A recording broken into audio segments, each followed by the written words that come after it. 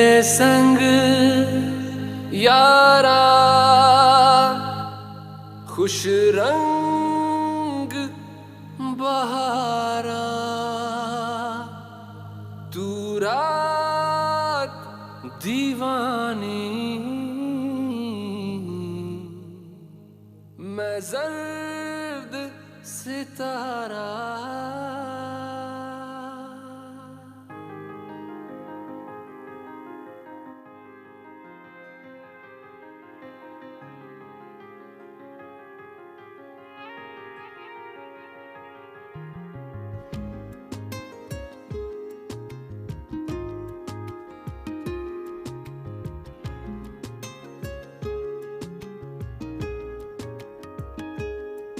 ओ करम खुदाया है तुझे मुझसे मिलाया है तुझ पे मर के ही तो मुझे जीना आया है ओ तेरे संग यारा खुश रंग बहारा तू रात दीवानी मैं जर्द सितारा ओ तेरे संग यारा खुश रंग बहारा मैं तेरा हो जाऊं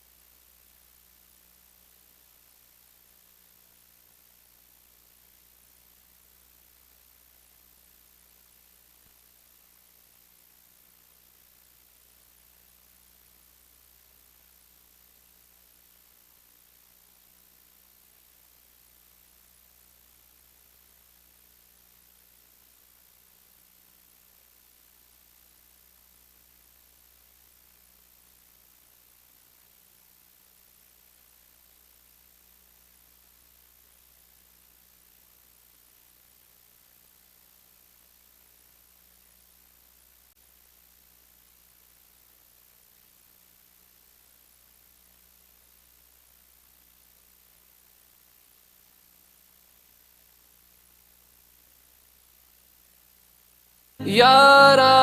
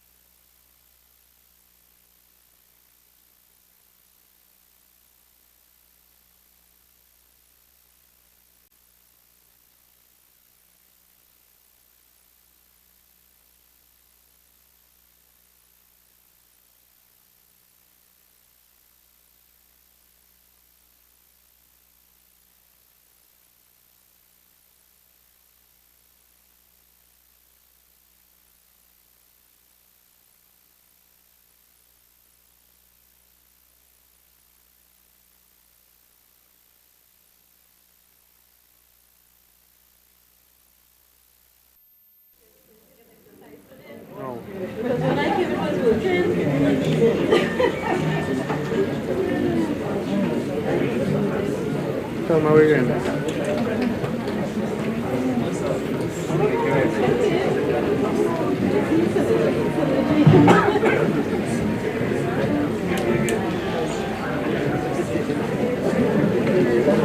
Pues México equipo y todas una más cool fue.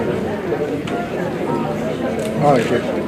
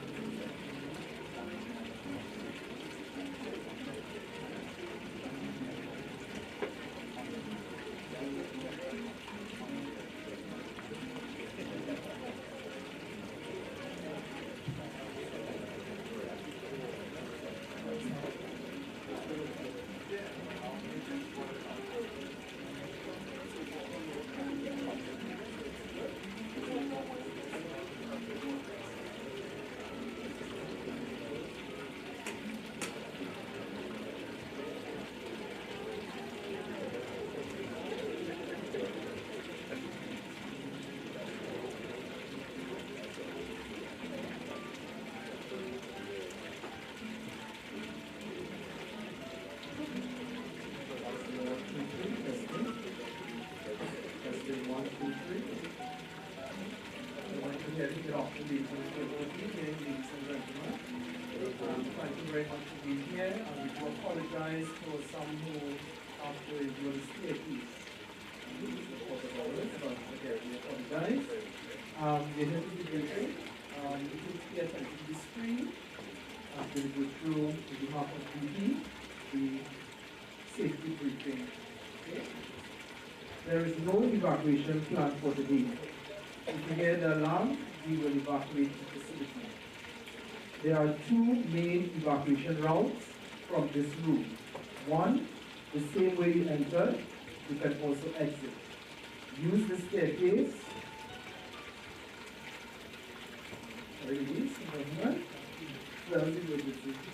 Use the staircase and go down to the front floor, or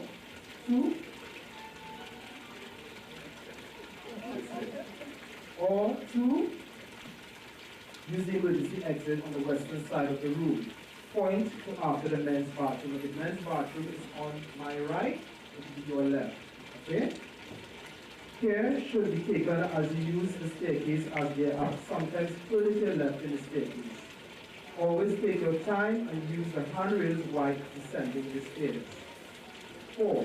The muster point is located on the southern wall of the facility, in close proximity to the security booth, where you drove in on the eastern entrance of the facility. 5. Point out the location, which is on the laser mentioned before. It is on my left, and it is on your left. Sorry, my left, it is on your right. Okay? So do enjoy the rest of the evening, and thank you again for coming.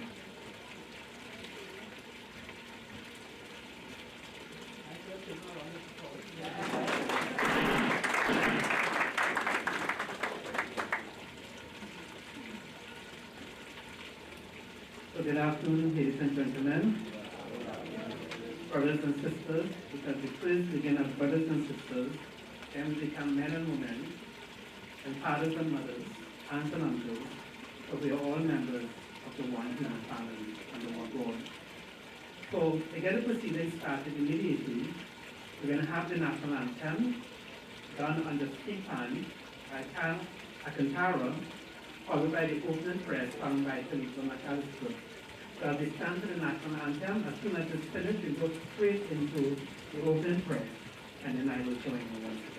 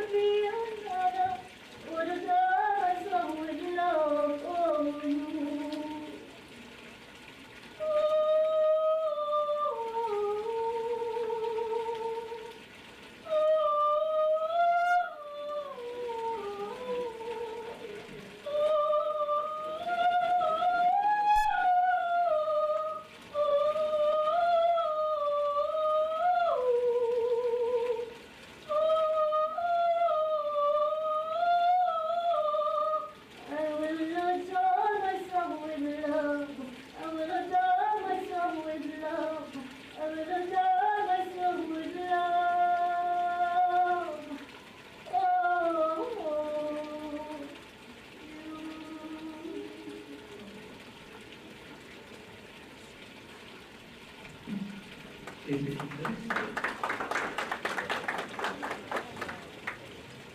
I will make a slight deviation on the program. I want to call Zach Medina up front to represent the First Nations people together with Queen Donna, because while we pay tribute to Almighty God, this land had guardians, the First Nations people, and I think it is fitting that I will allow them to do an invocation so that we may have the right of passage as we journey on. Queen Donna from the Warao and Zach Medina from the Mapuyo people.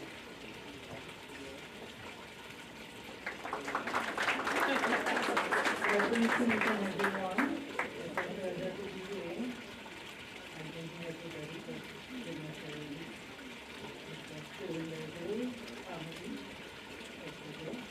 We wish you all the best. I will let Chris Zachary give you all the story. Good afternoon, everyone. I am the chief organizer of the Mapuyo people of the Arima Mission, and I am working in collaboration with the Warao people of the Southwestern Peninsula.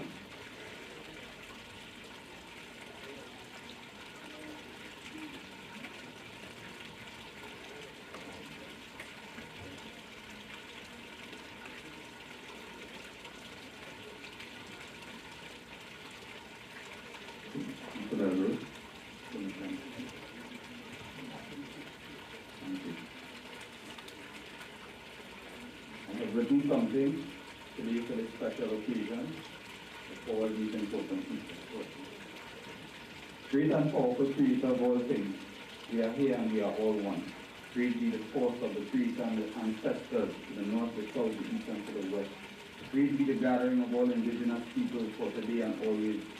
We fight for the freedom of our people and our right to survive.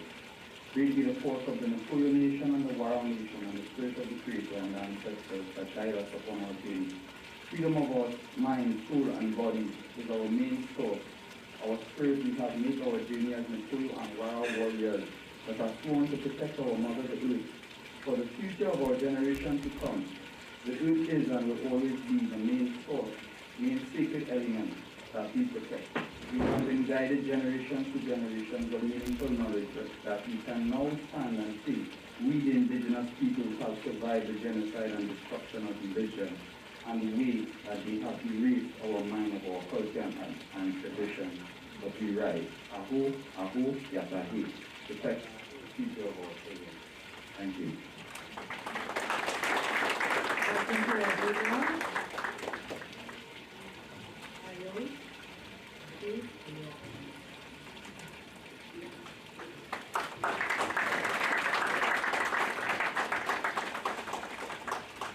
So it's nice with me to welcome each and every one of you. I'm ready when I'm not sure I'm ready. You know, on any event, while you're preparing, as you get closer and closer to the moment, there's something that happens in the stomach. Those enzymes begin to summon some butterflies, you know, and this is a very auspicious moment. It's a very defining moment in time. And there's so many things happening in the world that sometimes we need to pause for a moment and to really understand what is happening. We need to pause for a moment and summon the illustrious amongst us, the thinkers, the builders, the workers, those that labor in the vineyard without price, nor favor, nor fear, nor for any accolades or recognition, but simply doing what they feel inspired to do, what they have been sent upon this earth to do. And this evening is such an evening. My duty is to welcome you. I'm going to try to collapse a 10-hour speech in 3 minutes. Is that okay? So I want to just tell you some snapshots or some snippets of our journey. Our journey in particular, and I want to reflect upon 1991, September 30th to be specific, when we experienced the apparitions of Our Lady of the Roses in St. Anne's, Trinidad. And that led us into a world ministry, a global ministry, that saw us in interaction with heads of states, temporal leaders, political leaders, social leaders around the world. And in the early days, as we began the mission, the emphasis was on the messenger. And then the Holy Spirit taught us, you must decrease that Christ may increase. So that an organization was instructed to be formed, the Rose Foundation, so that the focus will be upon the message and not the messenger. Because the message was not ours, the message was Jesus Christ. And so we began. And it has taken us into many places and many spaces, which I will not get into at this point in time. As a result, we have built relationships and connectivity with like-minded people, not of their choice, but by divine order, that they too were sent into the world because the world is diverse, and God gave His Spirit to all men, in all language, all tongues, all kindreds of nations, so that we have brothers and sisters all over the world in their own disciplines and their own specific way, making a valuable contribution to building a world of peace for the survival and the benefit of humankind.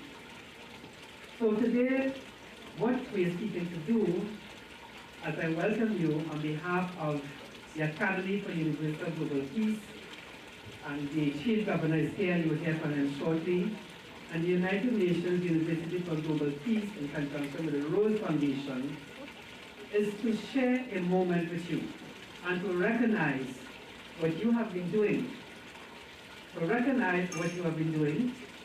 and to also encourage you to continue being who you are and to do more.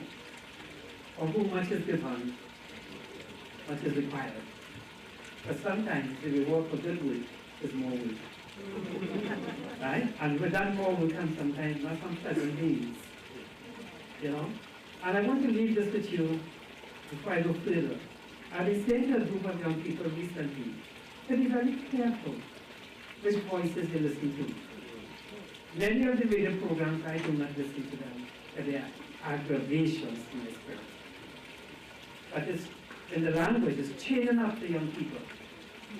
So what we hope to do is to tap into the concept of the square root of 1. So with the square root of 1, if we can get 1% of the population to have the same psychic investment, then we need not say anything. But that energy, that spirit from that psychic investment will trigger a change, a domino effect. And not just in Trinidad and Tobago, but the square root of 1 across the world. We know in our country today, there's a lot of crime of all kinds. And there's so many operational plans to try to, one, avoid the crime, transfer the crime, or mitigate the crime.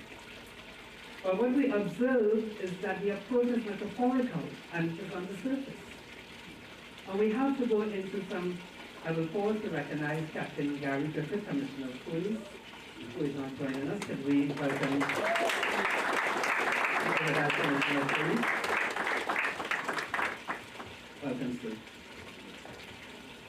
So they continue. So what we recognize is that there's some neurological issues, there's some physiological issues, some genetic issues, and that there's some other influences in the music, in the food, and the lifestyle that predisposes certain elements of our human family in Trinidad and Tobago to regress back into hunter-gatherer society, which is manifested in the language, eat a food, hunter-gatherer, go look for it, the nomadic culture. And one of the great philosophers says that when a society is taken into a state of moral decadence, the language becomes corrupted and polluted. If you listen to the new dialect, the new verbiage, it is indeed a corrupted language. So they want to describe a person of beauty, and they say, look at that horse, look at that donkey, look at that chassis. You know what I mean, right? She's sick, boy. So a beautiful woman, and they say she's sick. So the psychic investment creates all the negative and the unwanted behaviors, which becomes a subculture and now prevails upon our society as a dominant lifestyle. But more than anything else we should observe is the power of the minority to hold the majority at ransom. And if we understand the power of the majority, the minority, then we can become the minority to change the force of that minority that the majority may indeed experience alive. and live in a culture of peace for the good of all, and that our society can once again be the place it was intended to be, paradise, the land of the Father, Son, and Holy Spirit, Holy Trinity. I will leave two tidbits with you as I welcome you. To the Chinese, in Mandarin, Trinidad is known as Trinidad, which means 1,000 miles a ride. And the greatest destination that an Asian can make is the journey of 1,000 miles. To the Germans, Trinidad is the center of the universe, so that their domicile on Tobago was to be on the periphery of the centrifugal energy to tap into it from a centripetal perspective, that they may elevate their nation. If they go back to the old folk song, Trinidad, Tobago is the land of tomorrow. Princess Majesty, come Tobago for holiday. That's another conversation. And to the Nipuyo people, this was the Mecca. So not only the Wawao and the Nipuyo, the Siboney, etc., and they traveled across the earth through the subterranean tunnels that exist on this land and can take us as far as China. So I want to say to you that we are in a very special place. And if we do not understand how unique and special this land is, this nation is, then we will not take our responsibility as custodians and guardians to preserve it in all perpetuity. So this evening, we welcome you. And we take the time out to honor you. We know some of you in the work that you do, you're vilified, you're maligned, you face all manners of negatives, but you sow your own. And we're taking the time to see your work does not go unobserved or unseen. And for the Commissioner of Police, I found it very interesting when His Excellency Dr. Kalu told me, he said, when I come to Trinidad, they may recognize Ms. People Diocese. Welcome.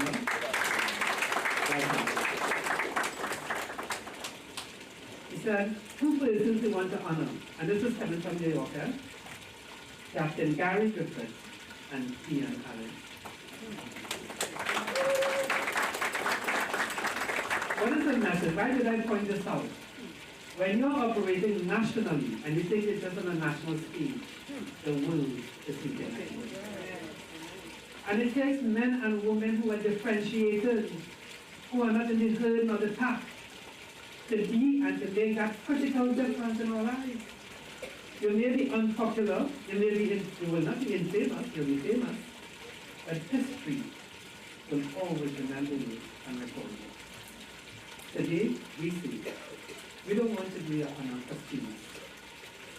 While you are here, yet alive amongst us, we want you to know that the work is in vain and you have support, seen and unseen, known and unknown.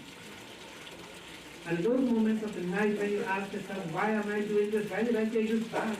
Why did I take on this job? There are other people in the world praying for you, making interventions for you. So I want you to take fresh courage, take that knowledge, and sow your own.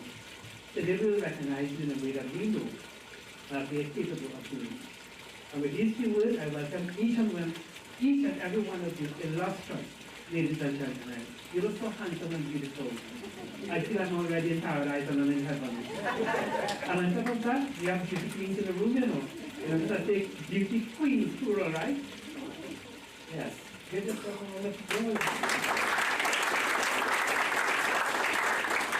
So I want to do a very short video, just for a few minutes, that will tell you a lot about the Academy for Universal Global Peace. And right after, His Excellency Dr. Kiwi Kalu, the Chief Governor, will come before us and share, and then we'll go right into the presentation of the drinks and the eats and the food we have for you this evening. So I thank you very much for your patience, and we will have to take your seats.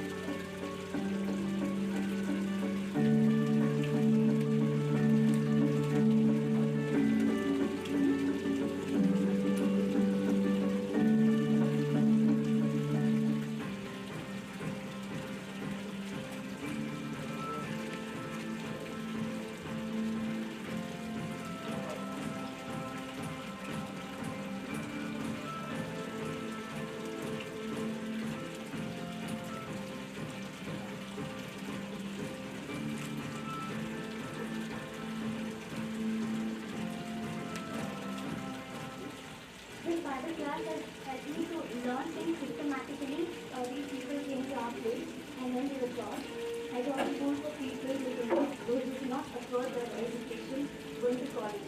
Because my friends keep asking me questions which I cannot answer, but this has helped me a lot, and there's something in the Bible which we cannot understand just by reading it. But this class has helped me understand it. My 15 years dream to do it Bible college.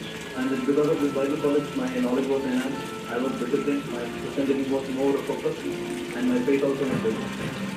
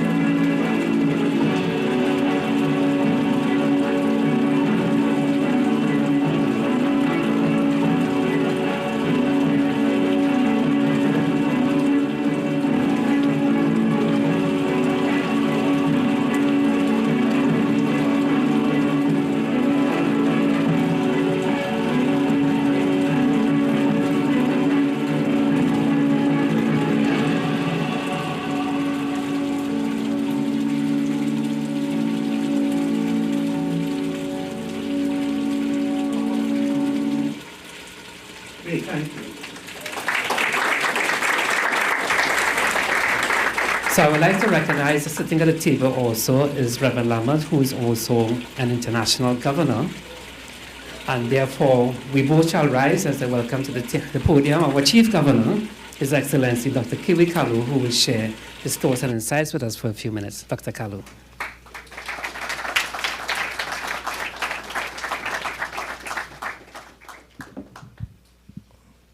Thank you very much.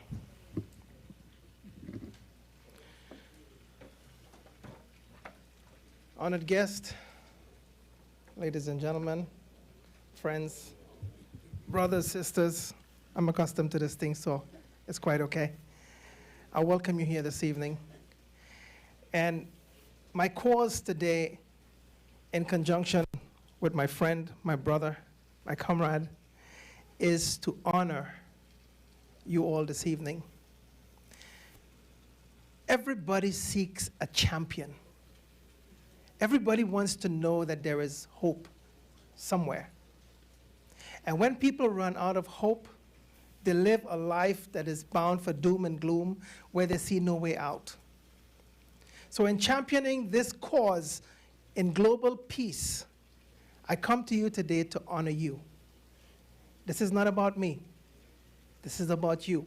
From what I'm told and what I've been hearing is that you people are doing such a great job at building communities, building people, loving on people at your expense. And by saying that, I just want to share a little thought with you, because I can only do this in Trinidad. Okay? How many have seen like a ripe Durus mango all the way on the top of the tree? And you want to get it so bad. You know, we take rocks, dry wood, and pelt at it. But in the midst of doing that, to get that ripe mango that is all the way to the top, we end up hitting the green ones sometimes, and they fall to the ground.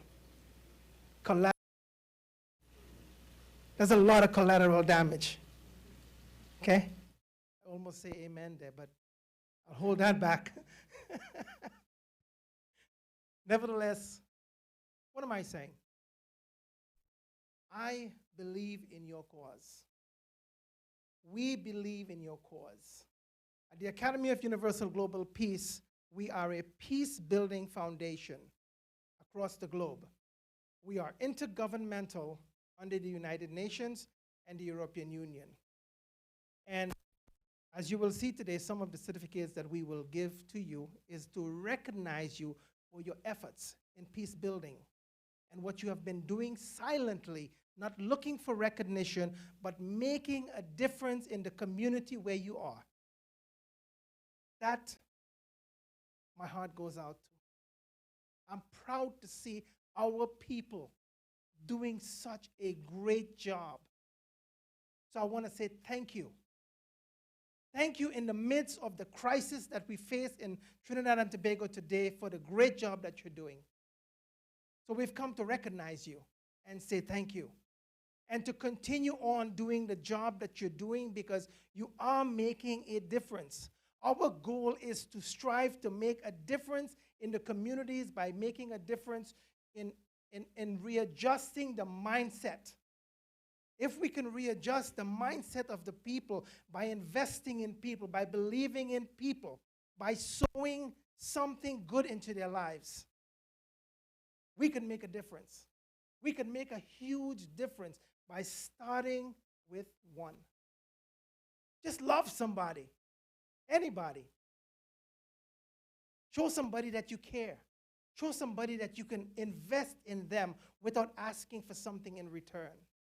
Remember back in the old day, you could have gone to your neighbor's house when you were hungry and get some food.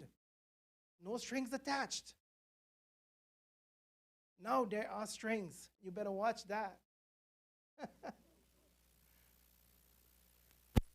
We've become in such a state. But I'm proud to say that the things that I've been seeing and the many people that's making a difference in the community, it's worth honoring.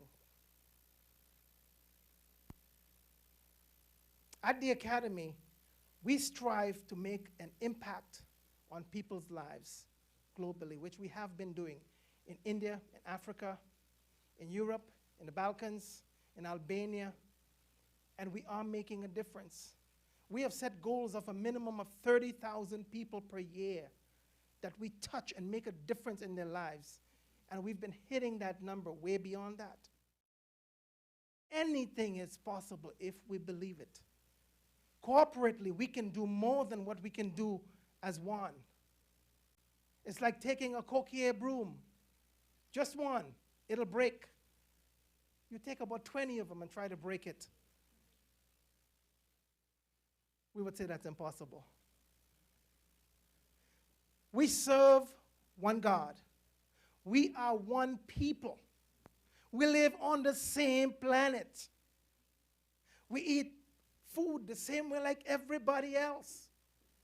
It doesn't matter what we have as far as wealth and riches and possession. We're all the same. We're human beings. We put our clothes on the same way when we wake up in the morning, unless we want to try that differently. So there ain't nobody that's better than anybody else. In the eyes of God, we're all the same. And the goal should be, that we should be striving for, is to make a difference in somebody else's lives. And that we can do. And I'm not just talking about money. We can make a difference in people's lives without money. So I thank you. Dr. Madhu Krishan is our chairman. He sends his love. And next month, God's willing, he's going to be here. We'll be back again on some other business. And would love to see you again. So tonight, I know we have a limited time on what's on the schedule. But thank you very much for coming out. We appreciate you. And we would like to honor you tonight. Thank you very much.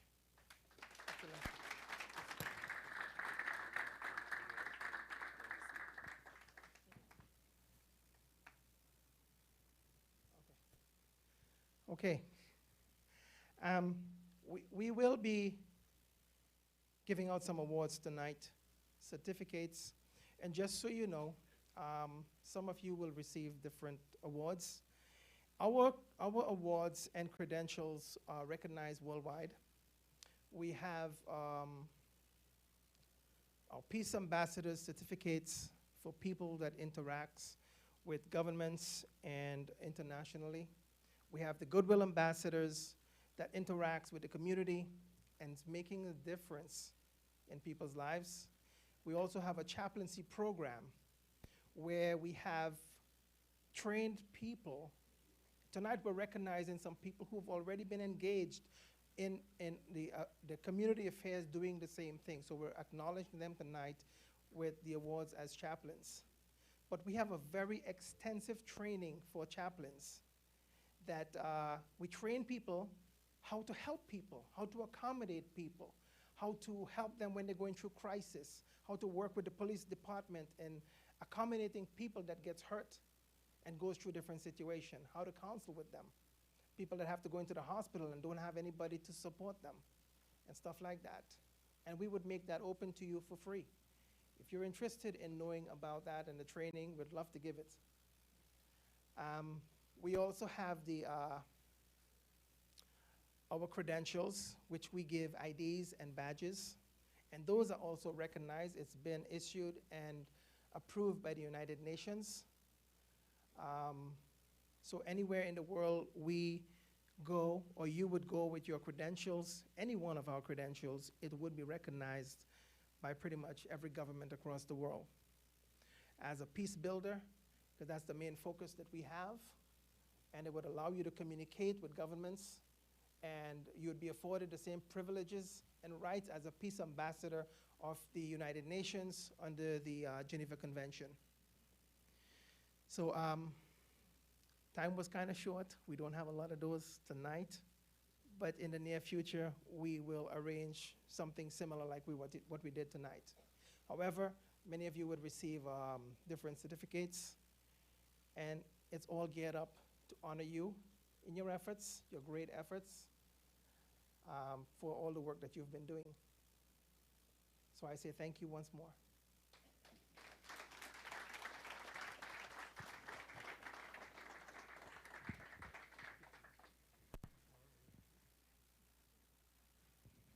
So we will have a brief number by Mr. Alcantara on the flute as we prepare to move right into the award ceremony. And the order of the ceremony is honorary doctorates will be issued first, ambassadors for peace, certificates of excellence in that order accordingly. Some persons will receive all three, some will receive two, and also chaplaincy. The badge that His Excellency was speaking about looks like this. It carries a number. That number is registered in the UN. So when you present it at any agency in the world, the key your number in, and up will come your accreditation that shows that you are legitimate.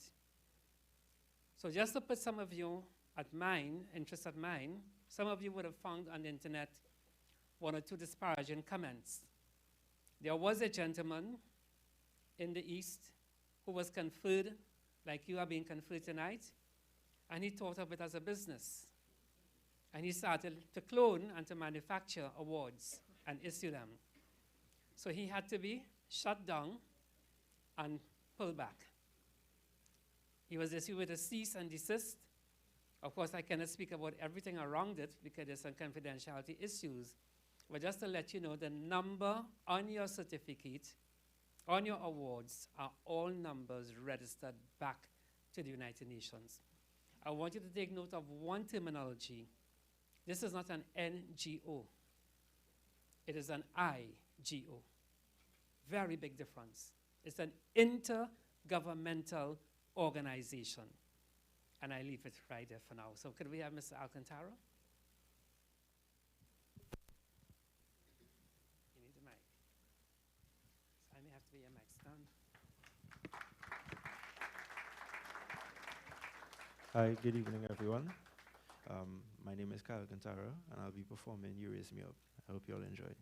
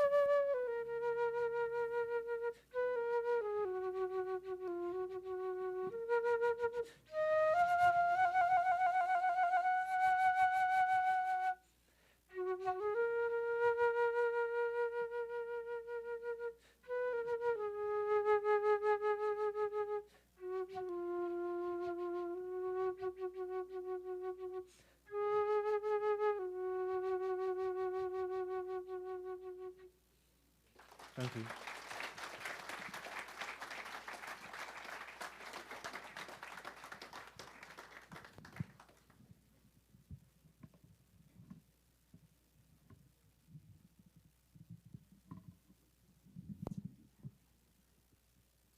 Thank you, Mr. Jeffers, for being the hero of the mic stand. Yes. So now we've come to a very interesting moment. I would like to invite His Excellency, the Chief Governor and International Governor, Reverend Lamotte, to please join me as Mr. Olivier will read the names as we begin to the rite of conferring the awards. And if you want to stand to the front. And we'll be assisted by Ms. Samantha Rollock.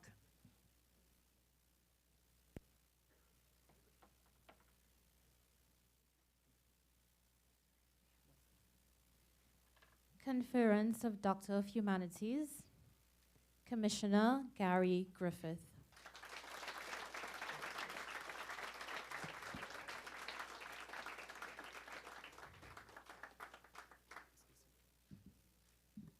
Could we just read one? Yes, we need to open it.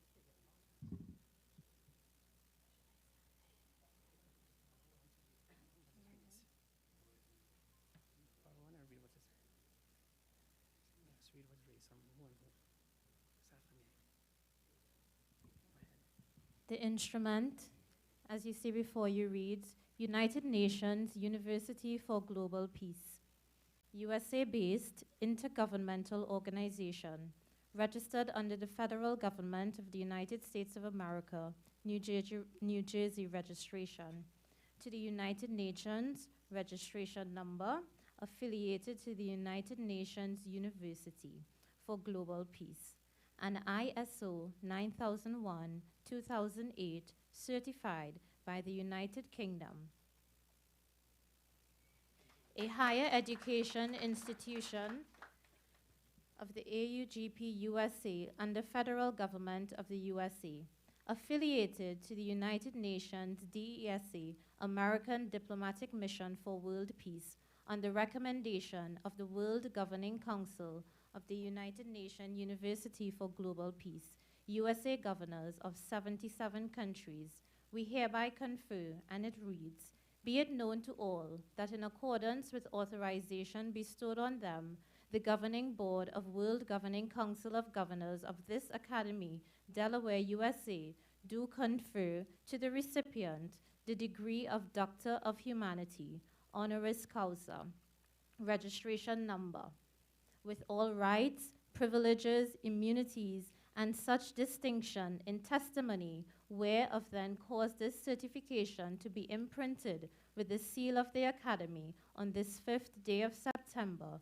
2019.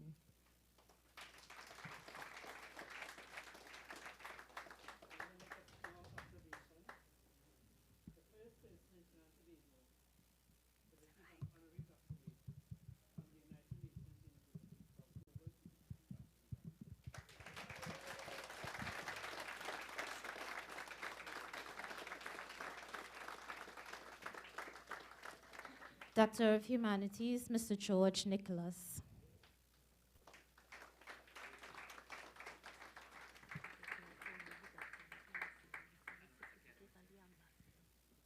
Doctor of Humanities, Mr. Ian Allen.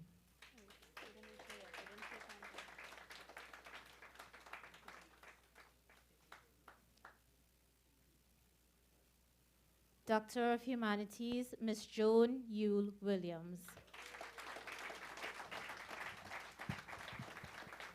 While they're receiving their honorary doctorates, they're also being appointed ambassadors for peace and are also receiving from the United Nations University for Global Peace certificates of excellence for their work in the field. So they're receiving 3 honors this evening.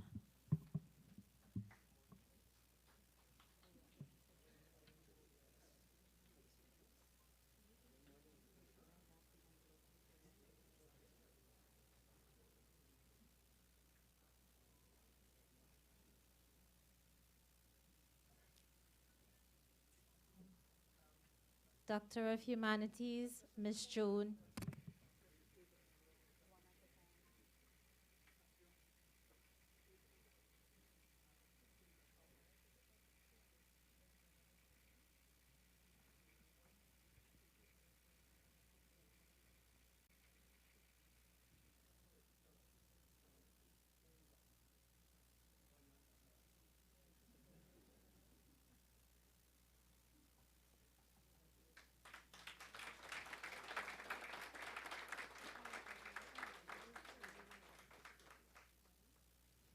Doctor of Humanities, Ms. Joan Yule Williams, as well as Ambassador for Peace and Certificate of Excellence.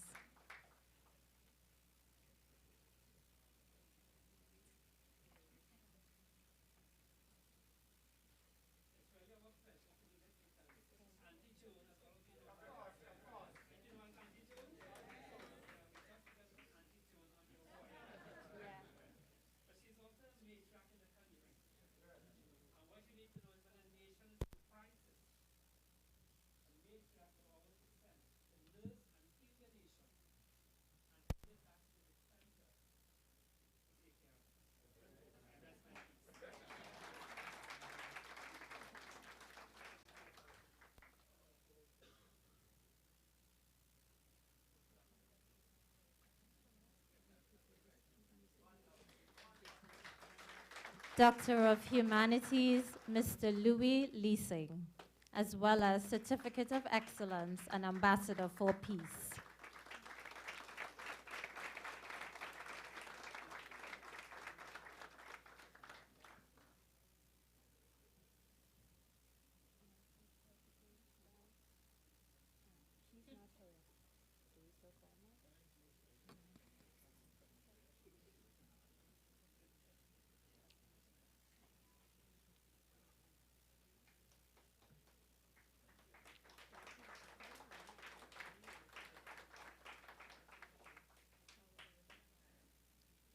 Doctor of Humanities, Mr. Murchison Brown, as well as Certificate of Excellence and Ambassador for Peace.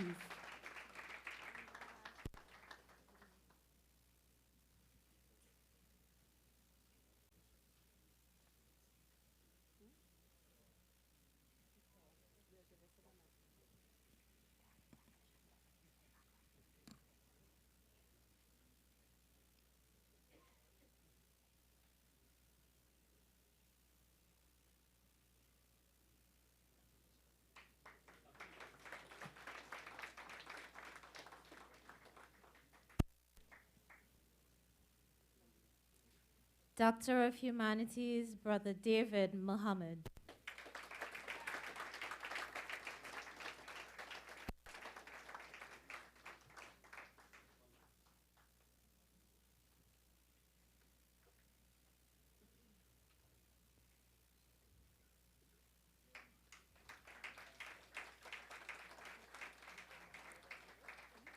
Conference of Doctors of Humanities are also being bestowed upon Mr. Philip Boxo and Mr. Mariano Brown, who are unable to be here at this time. Next, we move to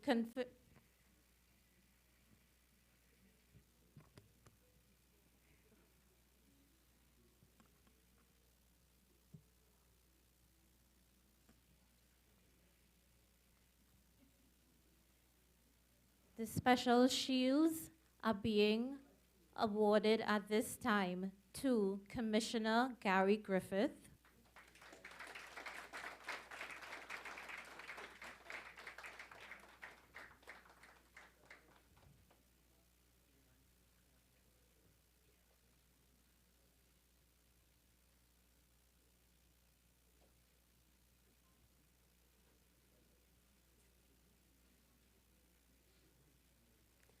special shield being appointed to Mr. Ian Allen,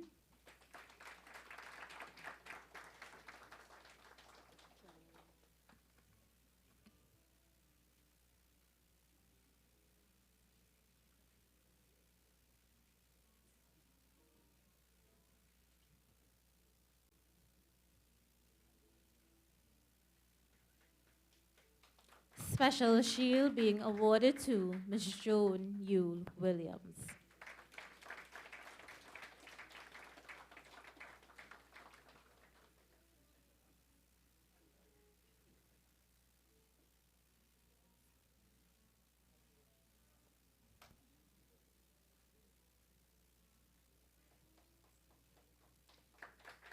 Ladies and gentlemen,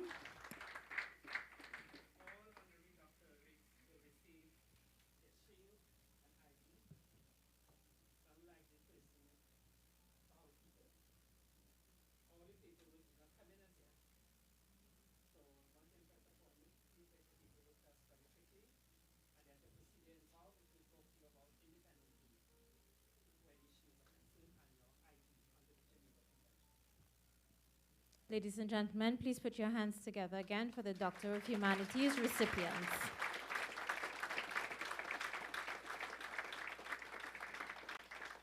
At this time, we move to the conference of the Award of Doctors of Divinity.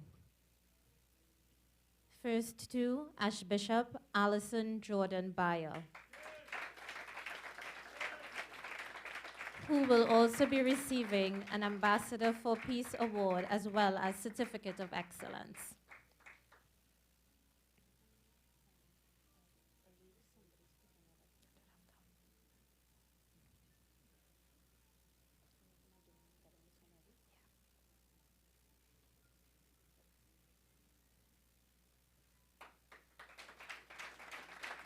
Next, award to Bishop Earl Hippolyte.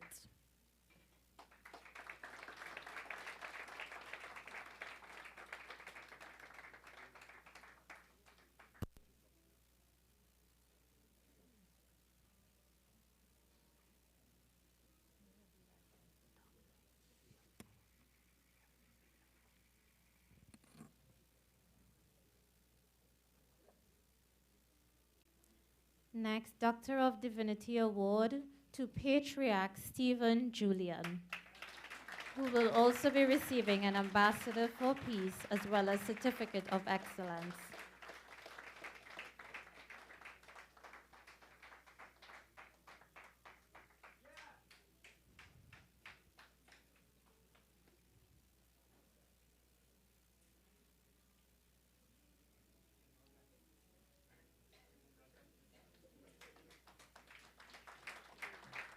The next Doctor of Divinity Award is being bestowed upon Archbishop Dorothy Hercules, who is currently out of the country, but the award is being collected on her behalf by her daughter, Bishop Susan.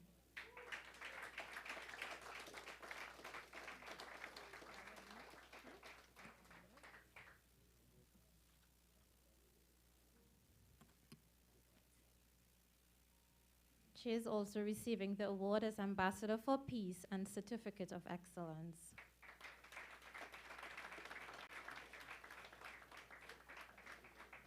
Please put your hands together, ladies and gentlemen, for all the recipients of the Doctor of Divinity Awards.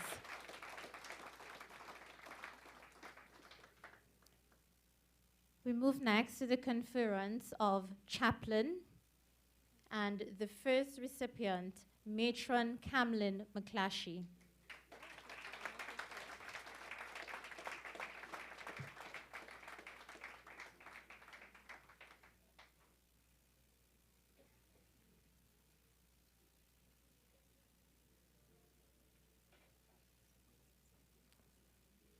She is also receiving an award as an Ambassador for Peace and a Certificate of Excellence.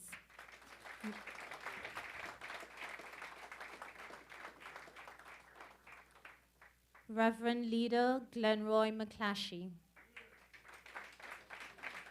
Award of Chaplain, Ambassador for Peace, and Certificate of Excellence.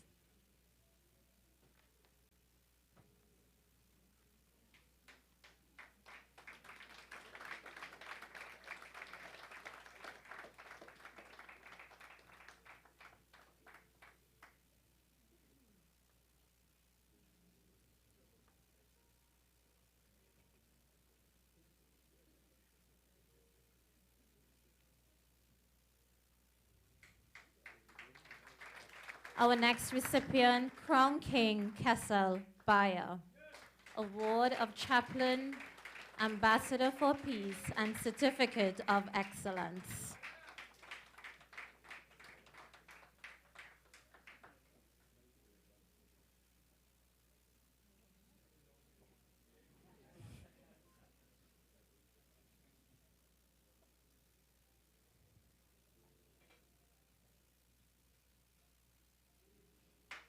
Cardinal Kwame Jordan. Award of Chaplain, Ambassador for Peace, and Certificate of Excellence.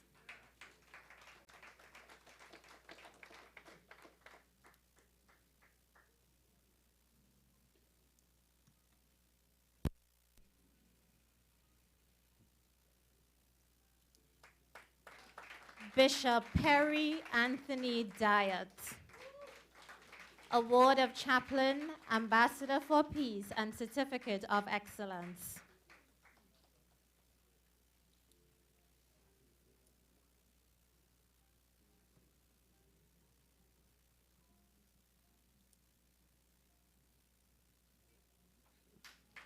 Bishop Susan Trancoso, Award of Chaplain, Ambassador for Peace, and Certificate of Excellence.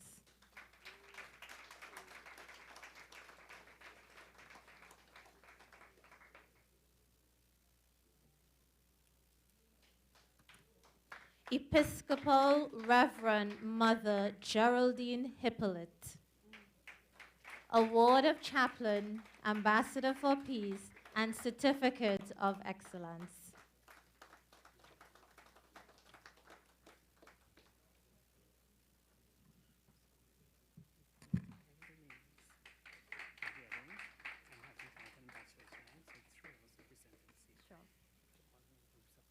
Sure. Ladies and gentlemen, please put your hands together to acknowledge those persons who have received the Award of Chaplains.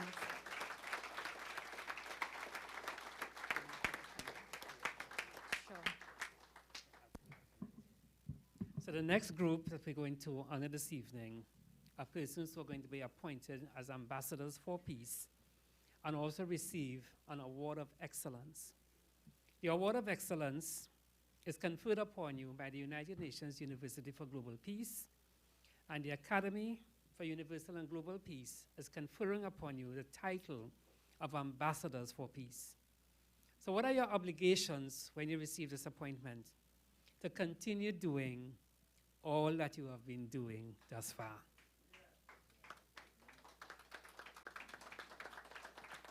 I'm not sure you heard me. No, I'm not sure you understand what I said. To continue doing all that you have been doing thus far.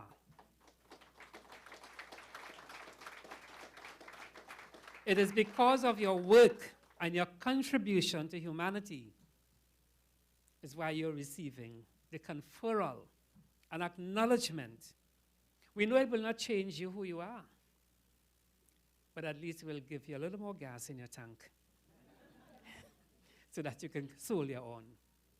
So it's really with great humility, a profound sense of thanksgiving and gratitude. I know some of you, Corporal Romani, think you're forgotten. Right? The work seems relentless and tireless, and there's no gratitude. People spitting upon you, cursing you, all kinds of obscene language.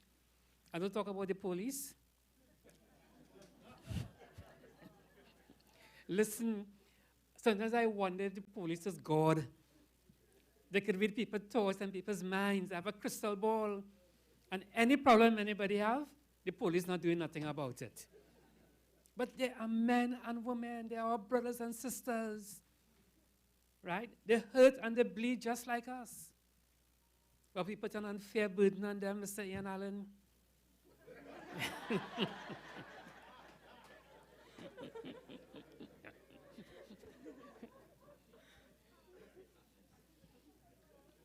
We need to remember they are human beings. And they can only do so much within the context of their capability and competence. And they are at the front line of an issue for which we all do not have an answer for individually.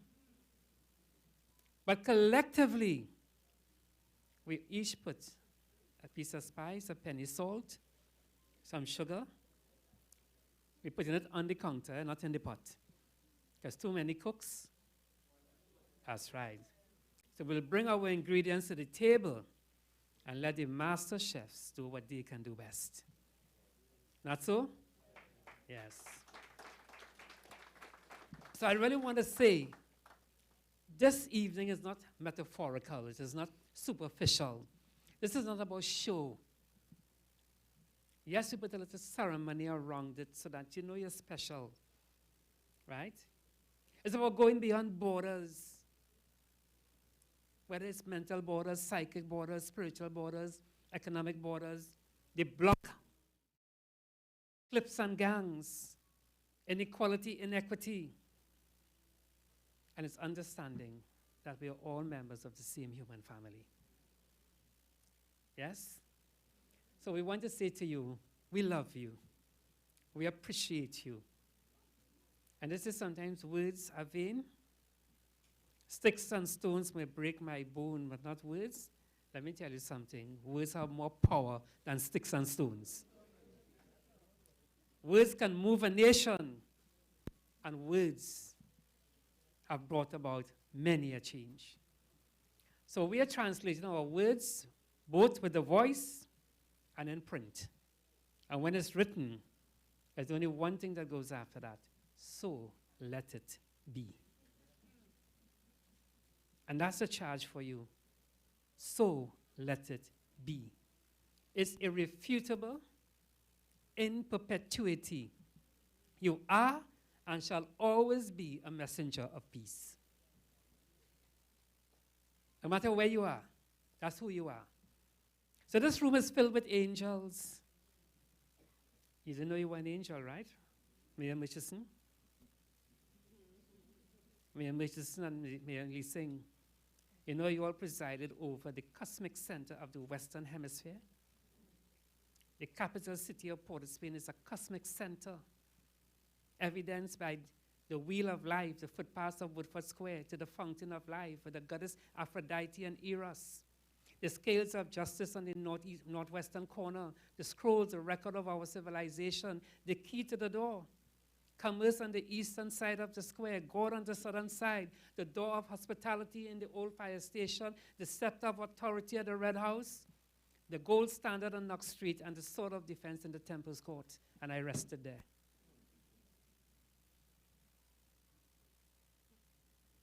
That is what you presided over as mayor,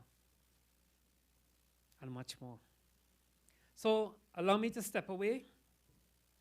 We will not speak about each person individually, because then we'll be here till 11 o'clock. We'll call you up in batch of 10. The chief governor and my fellow international governor will present 3 at a time, so that we can get you home to your loved ones early. Is that fair? Is that okay? Do I have your permission? Thank you very much. Ma'am. The following recipients for the Ambassador for Peace Award and Certificates of Excellence: Ms. Adiola Khalifa McAllister, Ms. Alicia Jagasa, Archbishop Alison Jordan Bayer. The names which have already received their appointments do not need to come forward at this time, but we will call to acknowledge all persons. Andrew Allen, Ms. Annette Stapleton Seaforth, Ms. Arlene Tappan Keynes, Ms. Avian Joyu.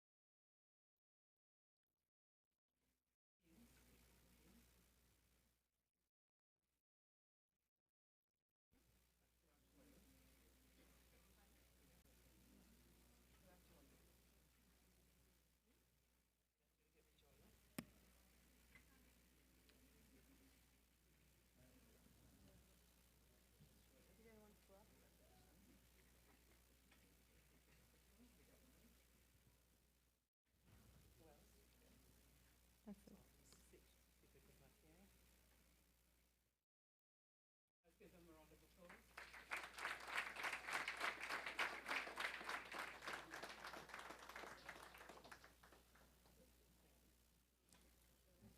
Calling next.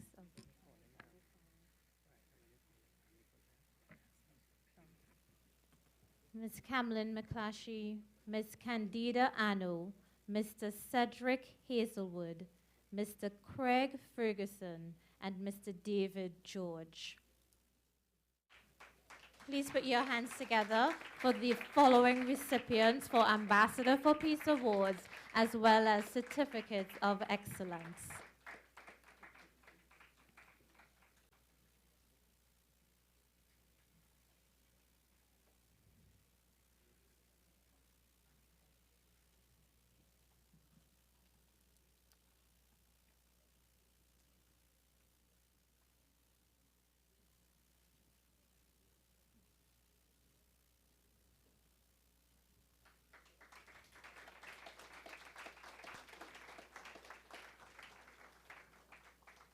Ms. Denise Nurse Dean, Ms. Desiree De Freitas, Ms. Deanne Dumas, Ms. Donna Bermudez Bovel, and Mr. Elvin Reed. Please put your hands together for the following recipients of Ambassadors for Peace and certificates of excellence.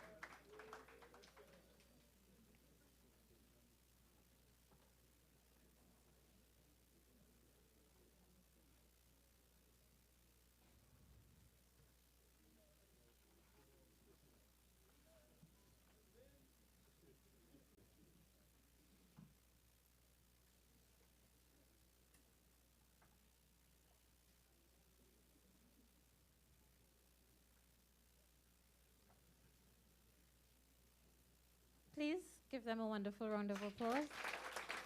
Thank you. Next recipients, Mr. Elvis O'Connor, Mr. Errol Fabian, Mr. Gordon Walcott, Mr. Gautam Maharaj, and Dr. Hazel Brown.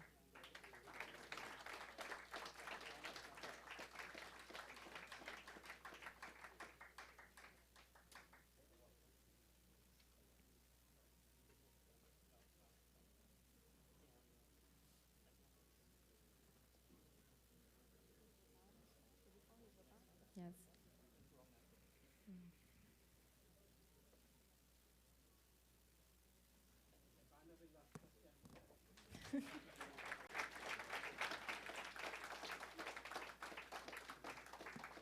Inspector Ian Charles, Miss Ingrid Jara, Mr. John Ned, Pastor Joseph Keynes, and Mr. Joshua Hamlet. Please put your hands together for the following recipients of Ambassadors for Peace Award and certificates of excellence.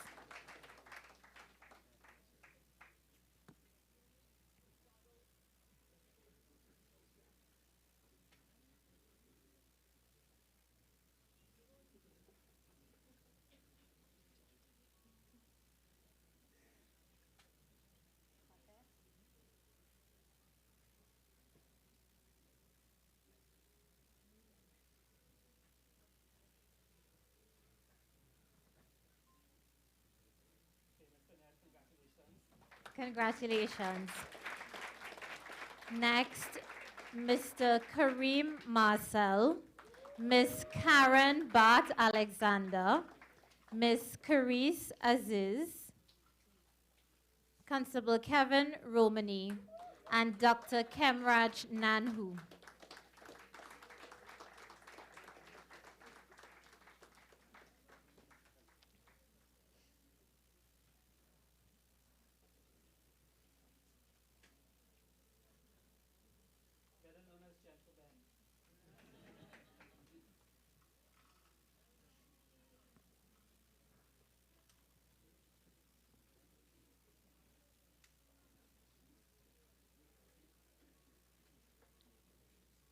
Congratulations to the following recipients.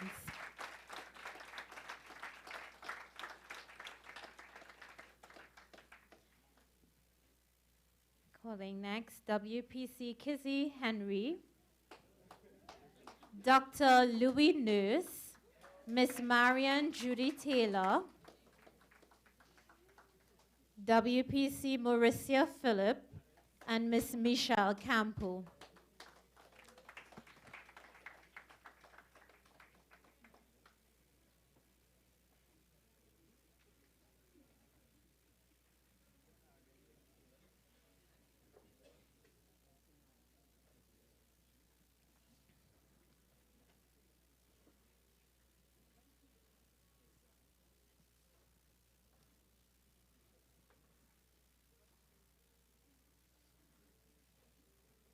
Congratulations to recipients of Ambassadors for Peace Award and Certificates of Excellence.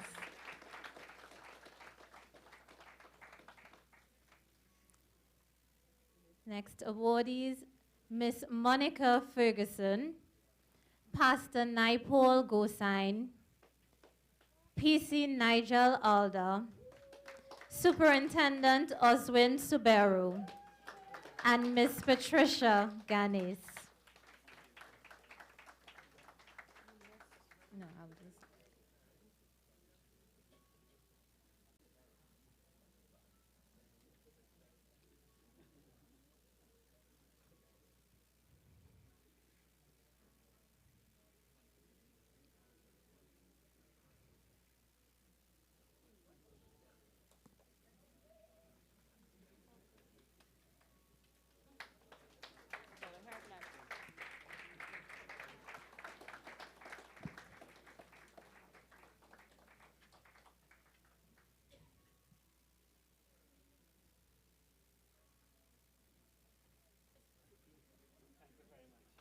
Congratulations.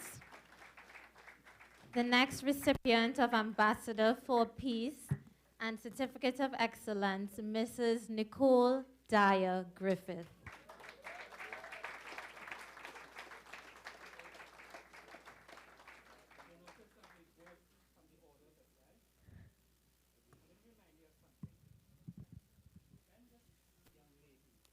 Young lady, because I knew her mother. Her mother worked with us, and that's how we met her. And she was going to represent Trinidad and Tobago. I'll never forget. We were doing a program in Sealots. And this young lady came down in Sealots in the trenches. And you will never believe the fingers was well manicured, everything well made up. But you will swear that she was a farmer. And she was farming lives. She brought a value and an esteem to the people in Sealots that those young people whom you met that day still ask about you. And here's the question they ask: when are you coming again? Have you forgotten them? Okay? But I want to say that, you know, many times people are elevated and they forget their roots. She's firmly rooted and planted.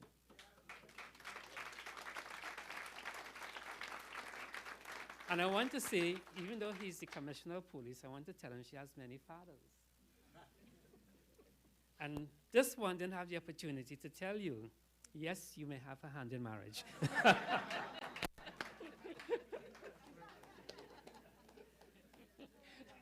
So it's indeed our honor to more than just single you out, but to tell you that the seeds that you have sown so many years ago, they are bearing fruit.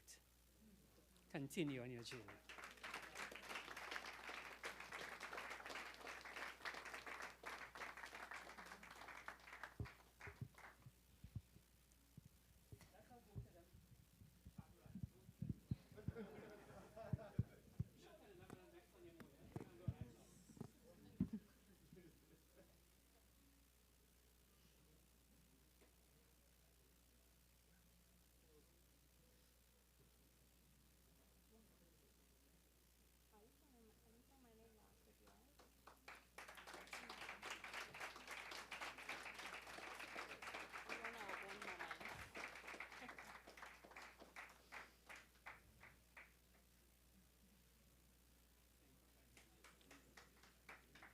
Congratulations.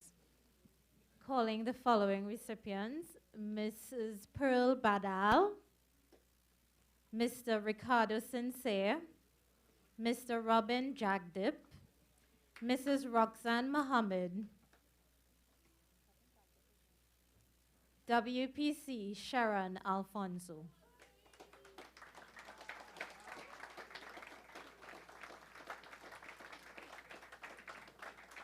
Mrs. Sherry Smith Pear,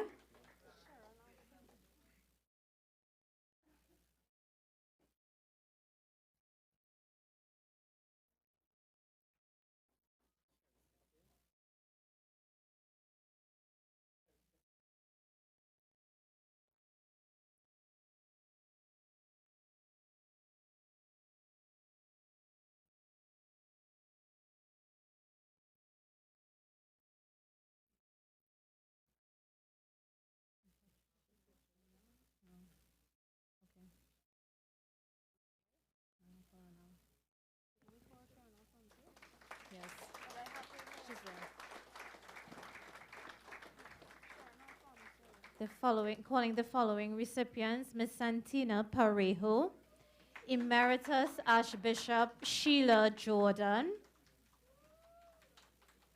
Pundit Tulsi Prasad, Ms. Tracy Aliong, and Ms. Vanita Budai.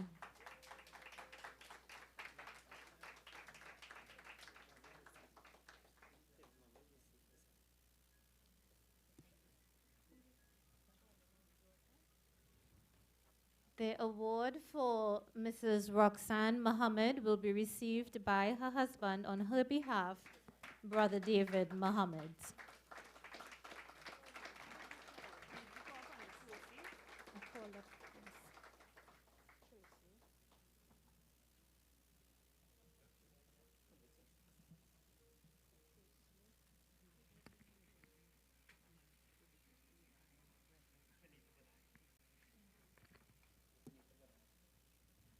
The award for Emeritus Archbishop Sheila Jordan will be received by Reverend Annette Jordan.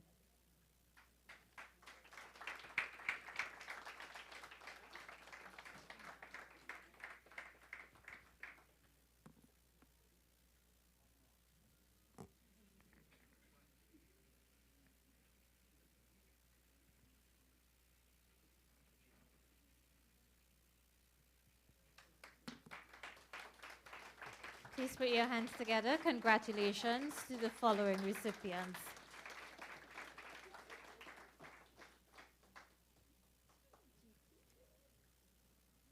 Calling the following recipients: Mr. Vijay Ramai, Mr. Virgil Patrick, Dr. Wayne Kublal Singh, Mr. Wayne Planchart, Mr. Wendell Stephen, and Mr. Zachary Medina.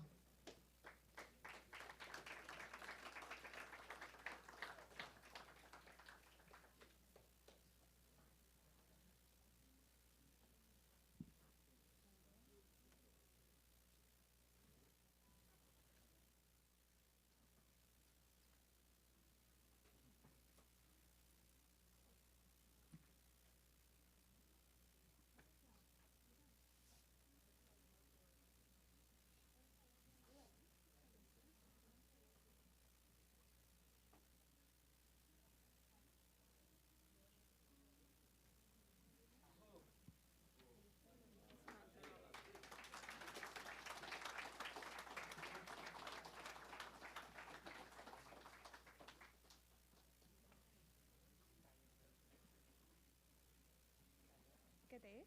Hi.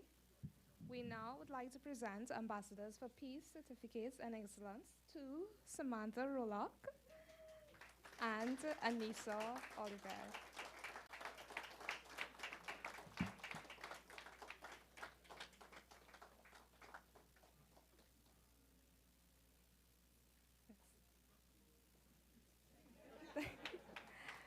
Once more, a round of applause for these two hard workers.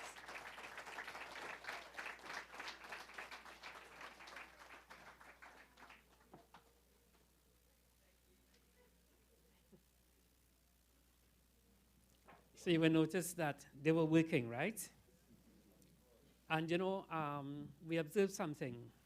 Those who live in the house are part of the preparation for when you're receiving guests.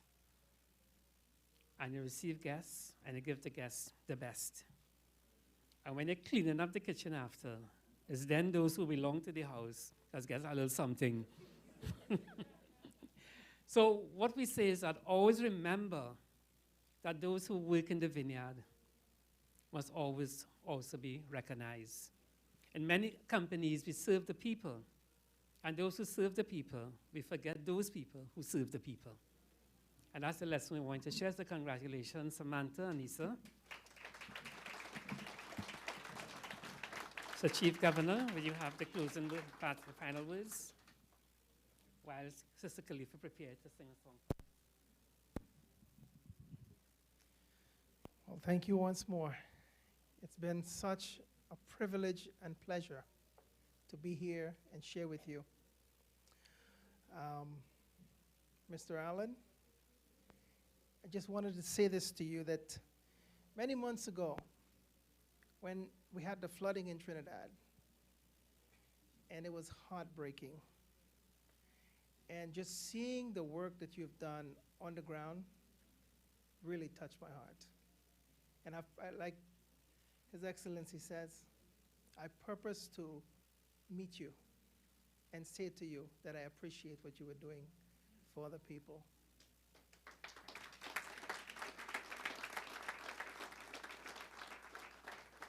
And I must say, I've never seen a commissioner of police directing traffic. But what an example. What an example. I'm proud. I'm proud to be a Trini.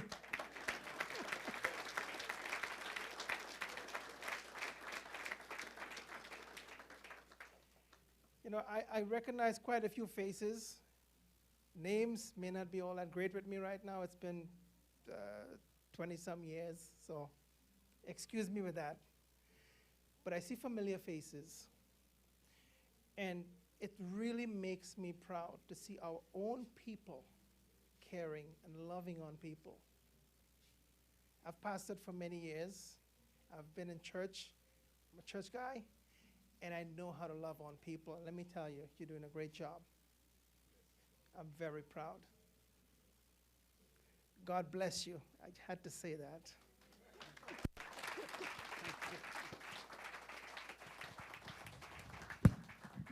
Khalifa. Good evening, ambassadors of peace. Congratulations to all the doctors and fellow ambassadors. I wrote this song specifically for this event. It's called Change, and I hope you all enjoy it. Thank you.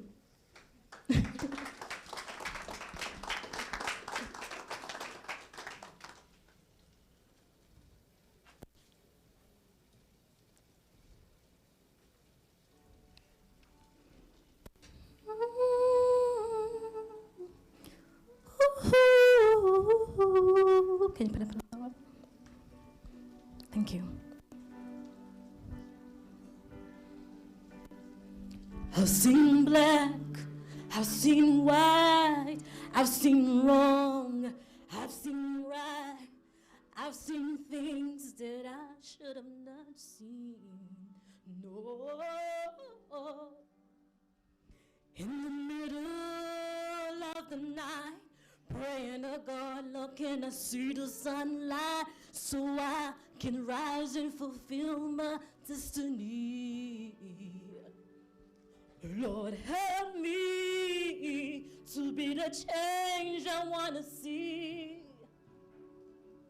Lord, help me to realize that it's up to me.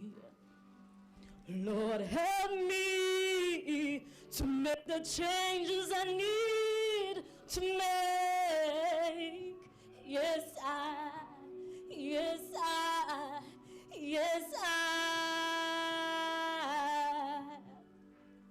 What in the world are we fighting for when we tired of the lies and we fed up of the war?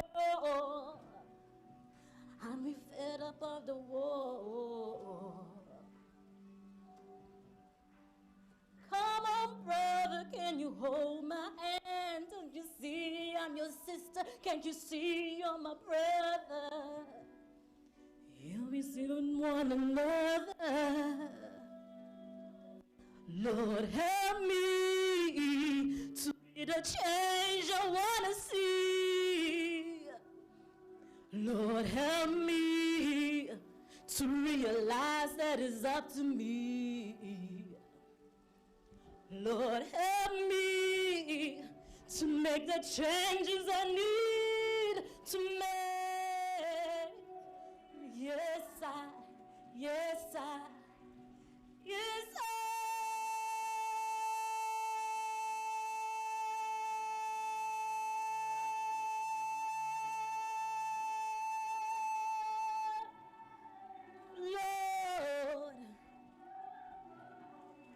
Lord, help me to be the change change, Lord.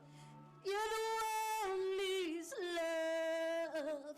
You're the one needs peace. You're the one needs love. You all think the world needs love? But you all do all right doing your part, right? You're the one needs more love. You're the one who needs peace. You're the one who needs change.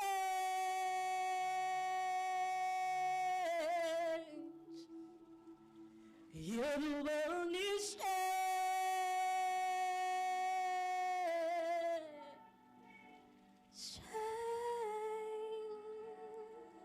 Thank you, ladies and gentlemen.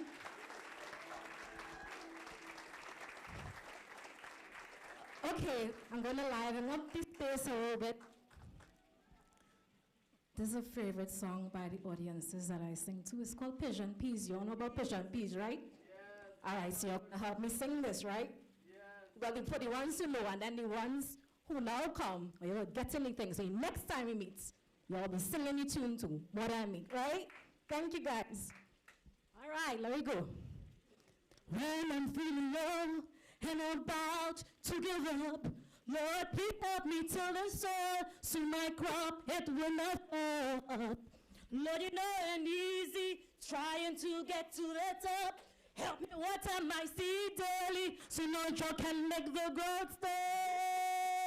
Lord, plant me like you plant Persian bees, make me versatile with drips. And when the children blows, make me tough, keep me rooted firm and prop me up. Plant me like you plant Persian bees, make me versatile with drips. And when the children blows, make me tough, keep me rooted firm and prop me up. When the storm comes, may my hedges remain strong. May I withstand all test of times, so I can sing your praises all day long. I may do just an axe too, so that I can feed many crops. Lord, make me an example, make me solid as a rock. Lord, plant me like you plant Persian peas, make me versatile with your peace. And when the children blow, make me tough, keep me rooted firm and prop me up. Plant me like you plant Persian peas, make me versatile with your peace. And when the children blows, make me tough, keep me rooted firm and prop me up.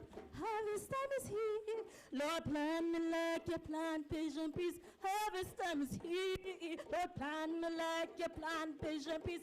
Harvest time is here, Lord, plant me like you plant Persian peas. Harvest time is here, Lord, plant me like you plant. Oh, Lord, plant me like you plant. And when the children blows, make me tough, keep me rooted firm and prop. Plant me like you plant Persian peas, make me versatile with your peace. And when the children blows, make me tough, keep me rooted. What's the yoke against me?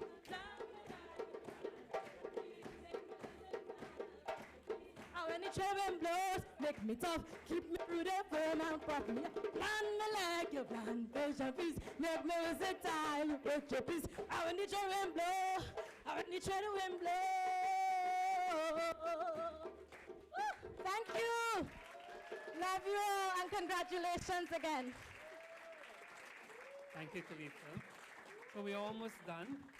There were a few persons who were supposed to have also received instruments this evening, but we had a little glitch with the printer's level.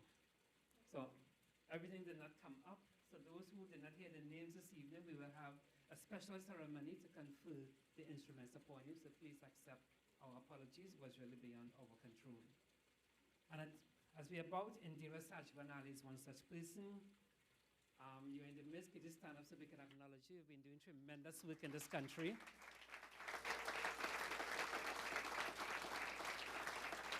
And I should have said Dr. Indira Sajban Ali. And she's also taken her economics, and she now has a kitchen with Whole Foods. So talk to her before you leave. So we have one more item, and this is up to you, ladies and gentlemen. It is right and fitting that there should be a response. We have not predetermined who will respond.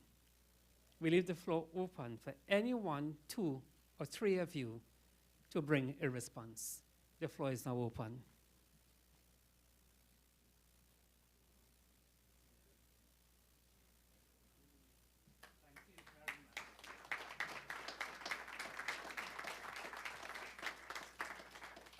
start. Your Excellencies, Mrs. Belgrove and team, ladies and gentlemen, as I sat there looking at the conference of the awards and so, many thoughts were going through my head. And one of those thoughts was how absolutely appreciative I was to be recognized. Because for those of you who may know me or know of me, I mean Karen, Gary, and a few others, you know that we are people, as Mr. Belgrove has said. My mother always told me, if you come upon someone who needs a jersey and you're wearing a jersey, the correct thing to do is to give them yours, because when you return, you'd have another one there. And so that has been my orientation from way back when Mr. Belgrove knew us, from Yea High to all the way moving forward. And so you give and give and give. And I am certain that is the orientation of everyone here this evening, or else you would not have been here this evening. So when your orientation is to give and to keep giving, many times you even forget about the simple thank you because you're not accustomed to getting it. And for those of us who don't ever get it, it doesn't bother you because that is not your orientation. Your orientation is not to seek gratitude or to seek recognition, but to give, because that is what you were put here to do. So therefore, those few times when someone stops and looks back and says, thank you, I see you, it really means a lot. It means more that you can really put in words, and I want to say thank you so very much for the acknowledgement, for the recognition, for the gratitude, for pulling this together, bringing like minds of humans together who all recognize what we were placed here for. So again, thank you so very much, and keep doing the excellent job you're doing.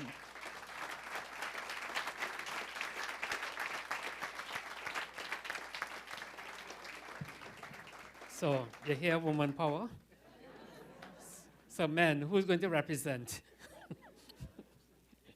We keep it real, right?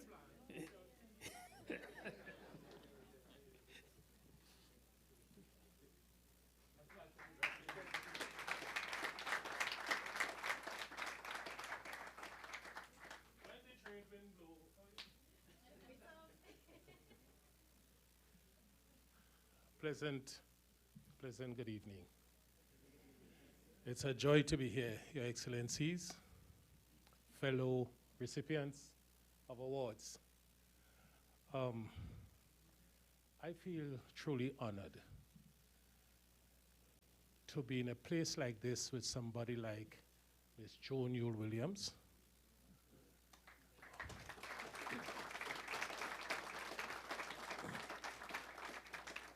who I think everybody knows as Auntie, and we can all attest to her excellent performance over the years in humanity.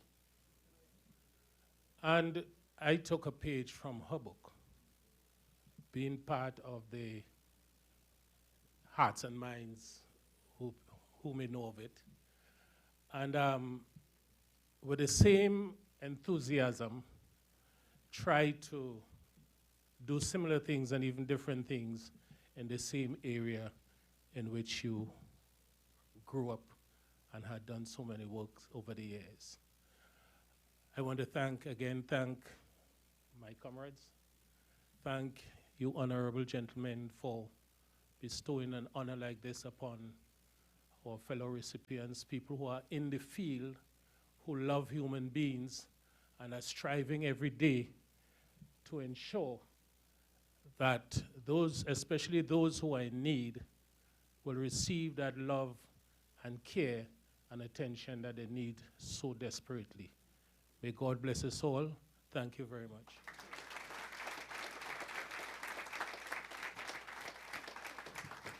So can we have just one more? Okay, yes, sure. Thank you. Mr. Ned, I'll give you a special opportunity. Thank you. Good evening, one and all. His Excellencies, distinguished guests, Commissioner, fellow members who've been bestowed with this great honor. It is a wonderful time for us to be acknowledged, and we thank you for that, because this world is under challenge. The ways to do right and good are being challenged now. We see it all around the world. Those stand up for good who are knocked down. We see the Amazon on fire. We see South Korea. We see Iran. We see all the stuff on television. And of course, our famous commissioner we see every night. And of course, Ms. Dowling, your show, you know. And so I would like to thank His Excellencies for traveling to Trinidad, and for His Excellency Mr. Sterling Belgrove and Mrs. Belgrove for their kindness in recognizing that this is a time to step forward. It's not a time to step back. This is when those who have good in their heart, who purpose to do good, and who are called, listen to the call and go forward and go further. Thank you.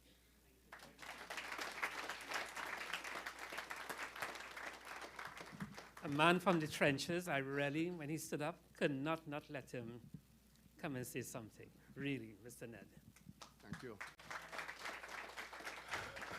Afternoon, everybody. I want to say thanks to everybody who here, you know, particularly the Rose Foundation, but for all those of us who work in the trenches, because the trenches are not only where I live, you know. I share a little experience with you all.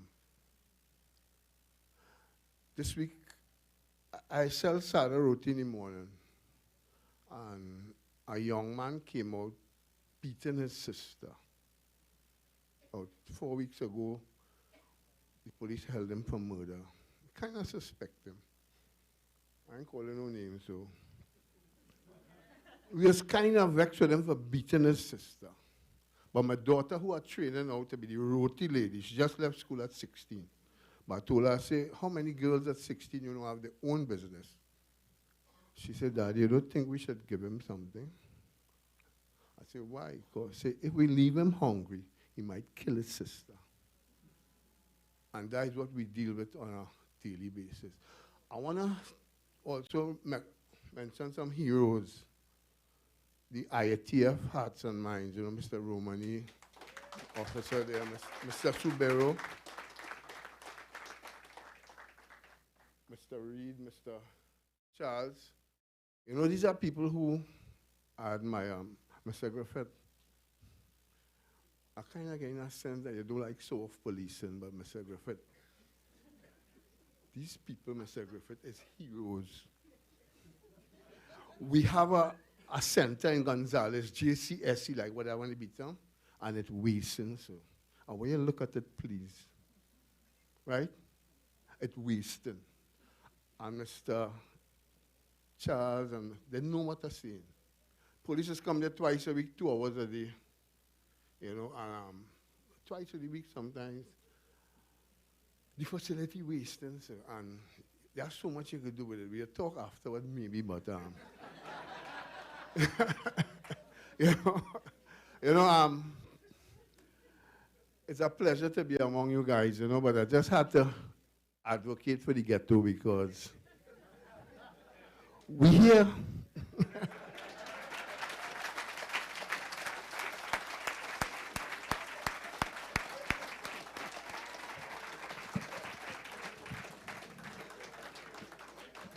Mr. Ned, you get a standing ovation, Mr. Ned.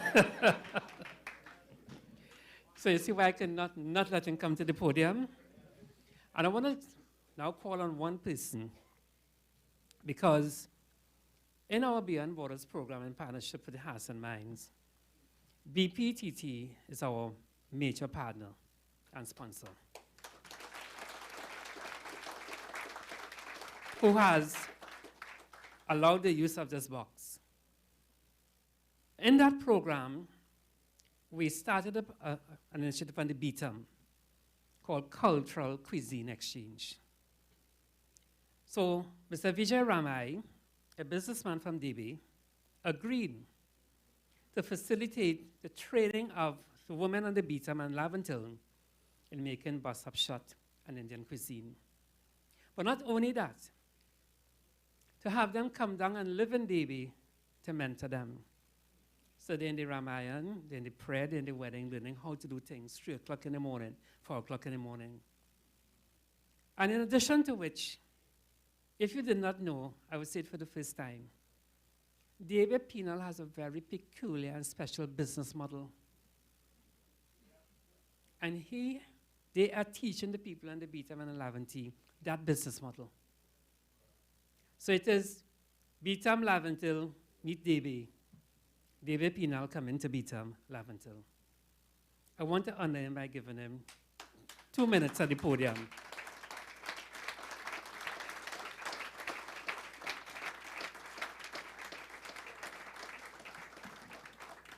And don't forget Auntie Shun here, so you had to behave yourself. Governors, Mr. and Mrs. Belgrove, Auntie June, distinguished ladies and gentlemen, I must say namaste. Namaste, according to my cultural code, really means that all of us are one. You know, I always keep saying that religion is a container for spirituality, and what really matters more is spirituality. And through the mentorship of Mr. Belgrove, you know, I always consider him to be my academic guru. When I was doing my MBA, he always stood by my side and ensured that I became the valedictorian in my cohort last year. You know, and I always say that gratitude is when the memory is kept in the heart and not in the mind. And one of the way of saying thanks to him is working alongside with him in all of his endeavors and ensuring that he becomes the rightest person in this country. You know, and I always look forward to helping and serving together with him. So I really consider him my guru, and wherever he goes, I will be going. Thank you.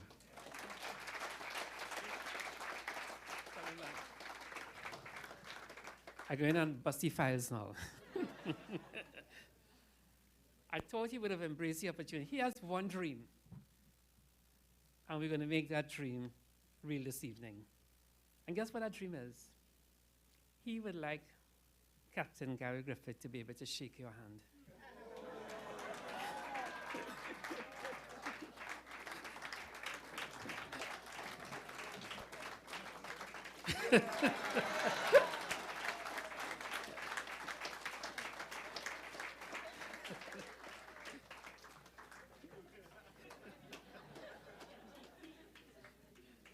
We listen to people's dreams. It seems like such a simple dream, doesn't it? But do you understand? For him, he has a hero.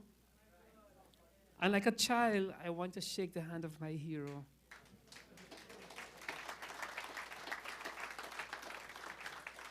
So that's from the heart. And then what did we notice? You didn't just get a handshake, you know. Get a brotherly embrace. Yes? So I would now like to invite the queen of all of this, Mrs. Belgrove, to close us.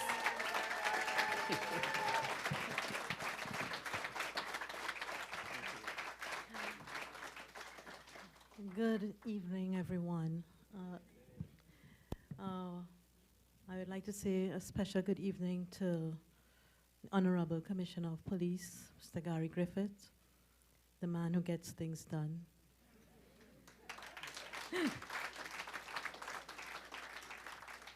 As a matter of fact, since Mr. Vijay Ramai just moved from here, he was speaking to us about a project about creating Gigi dolls for Christmas. And he has already begun to source it. I hope I'm not talking out of turn. He has already begun to source it out of India, and he's now looking for the electronic voicing to put into it. And we think that is going to be a great seller. You know?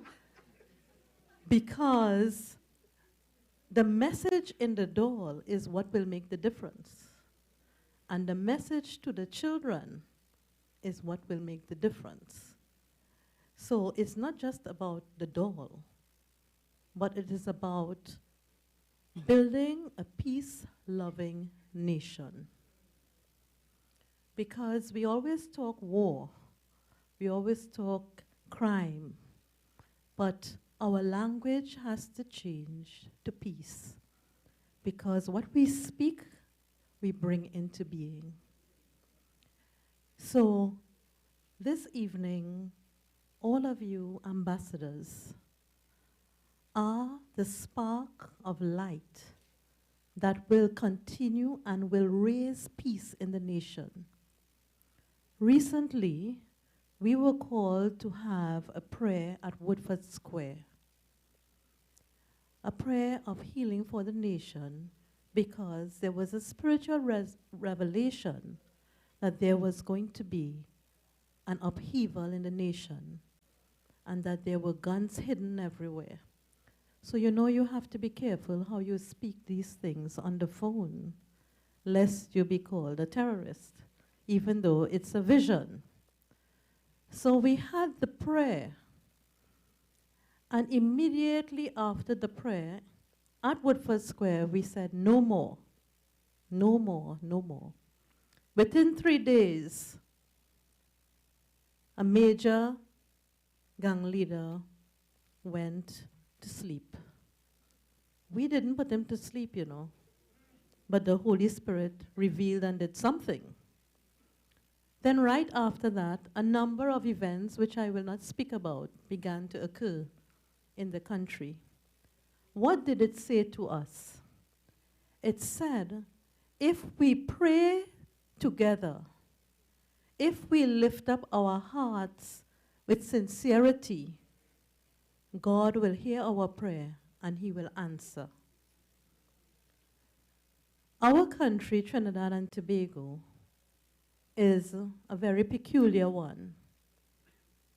And not many people can lead this country because it is not led by the mind.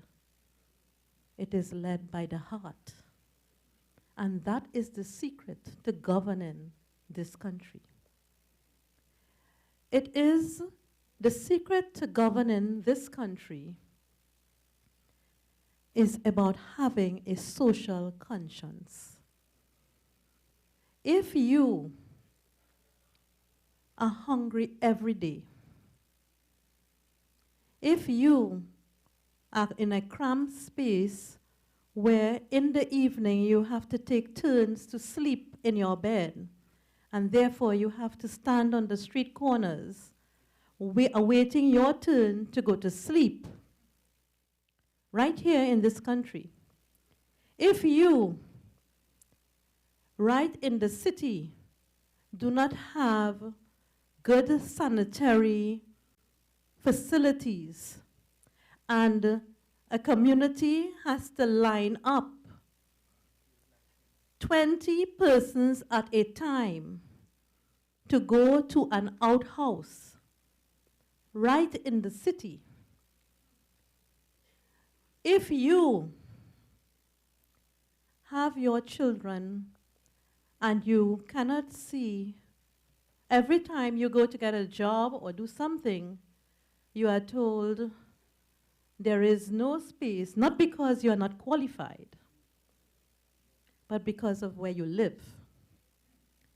If you, for 5 generations, have to put on your centerpiece in your living room all the bills in a jar, so that when your door is broken down 3 o'clock in the morning, you can prove that you own these things that you have.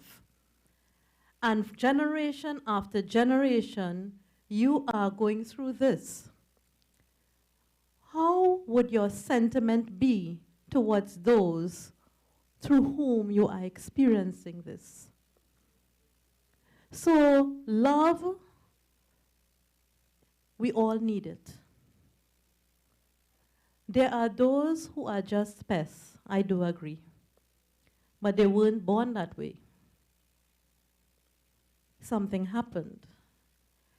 And our words are power. So I would like to suggest that we stop saying our country is in trouble. We can say our country needs love.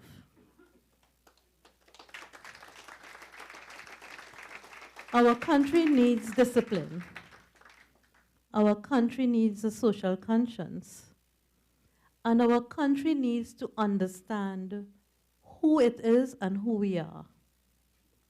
And every person you meet, you educate them about where they live, because they don't have a vested interest and understanding.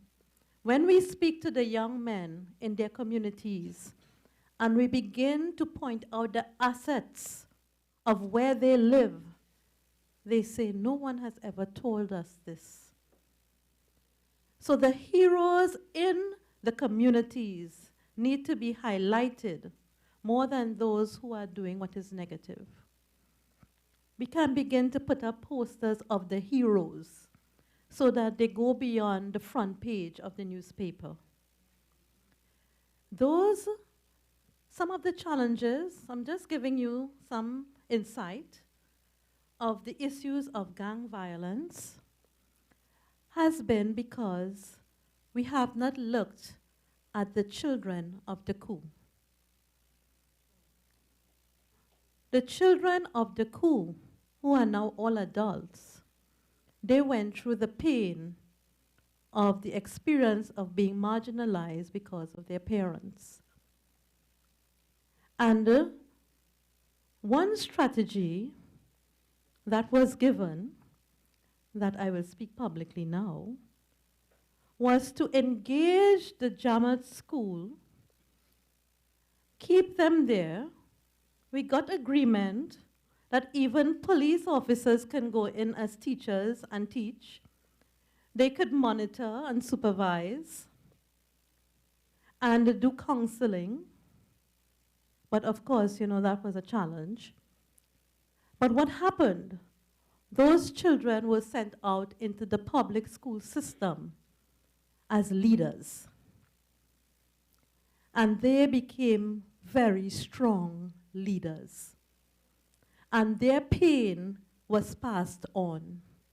And their pain is still there and is still being passed on to their children because they are feeling marginalized. Then there are the children who generationally have seen their parents killed before their eyes, their neighbors, their friends, their sons. So there is a need in the school system, in the education system, to have a trauma counseling.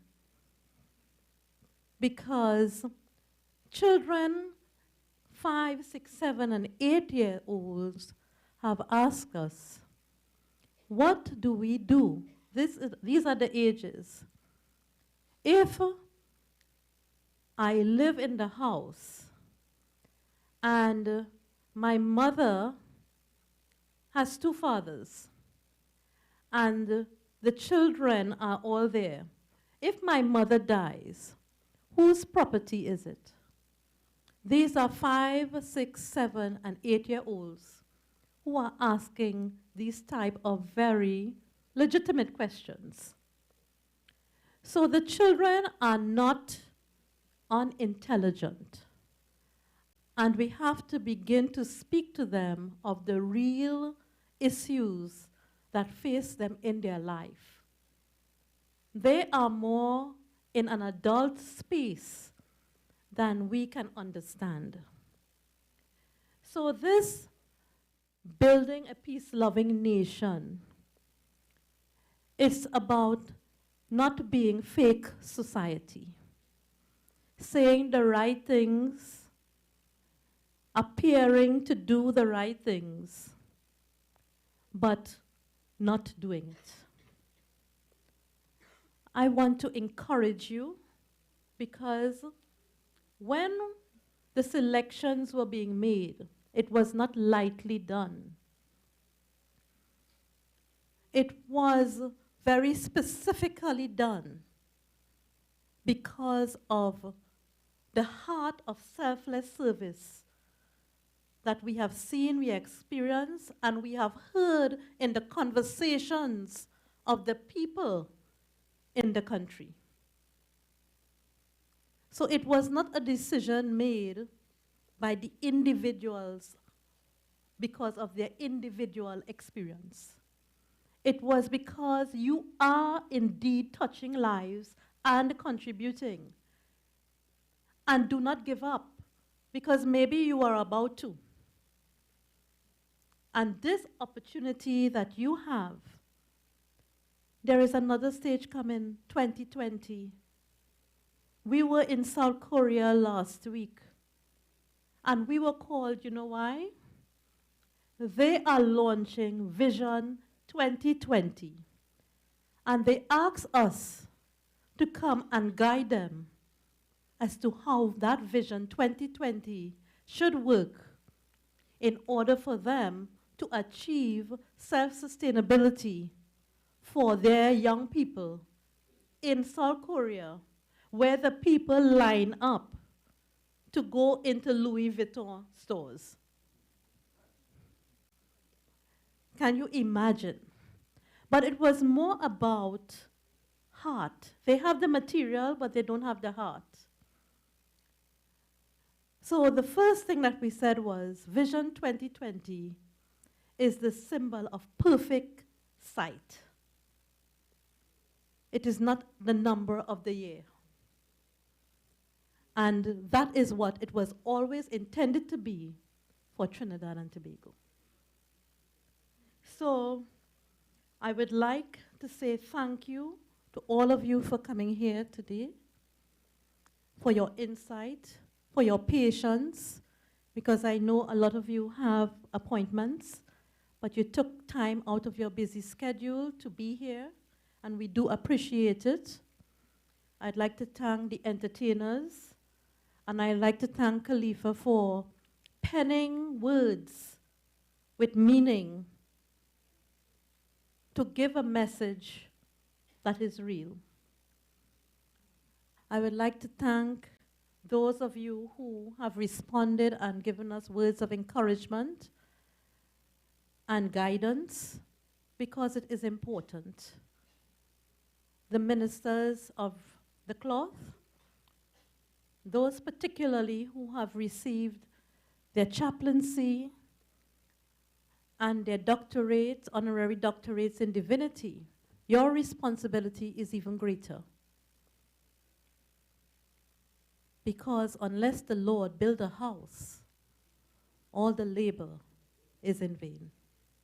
So we thank you, and we ask you to continue to walk in safety. Put God first in all things.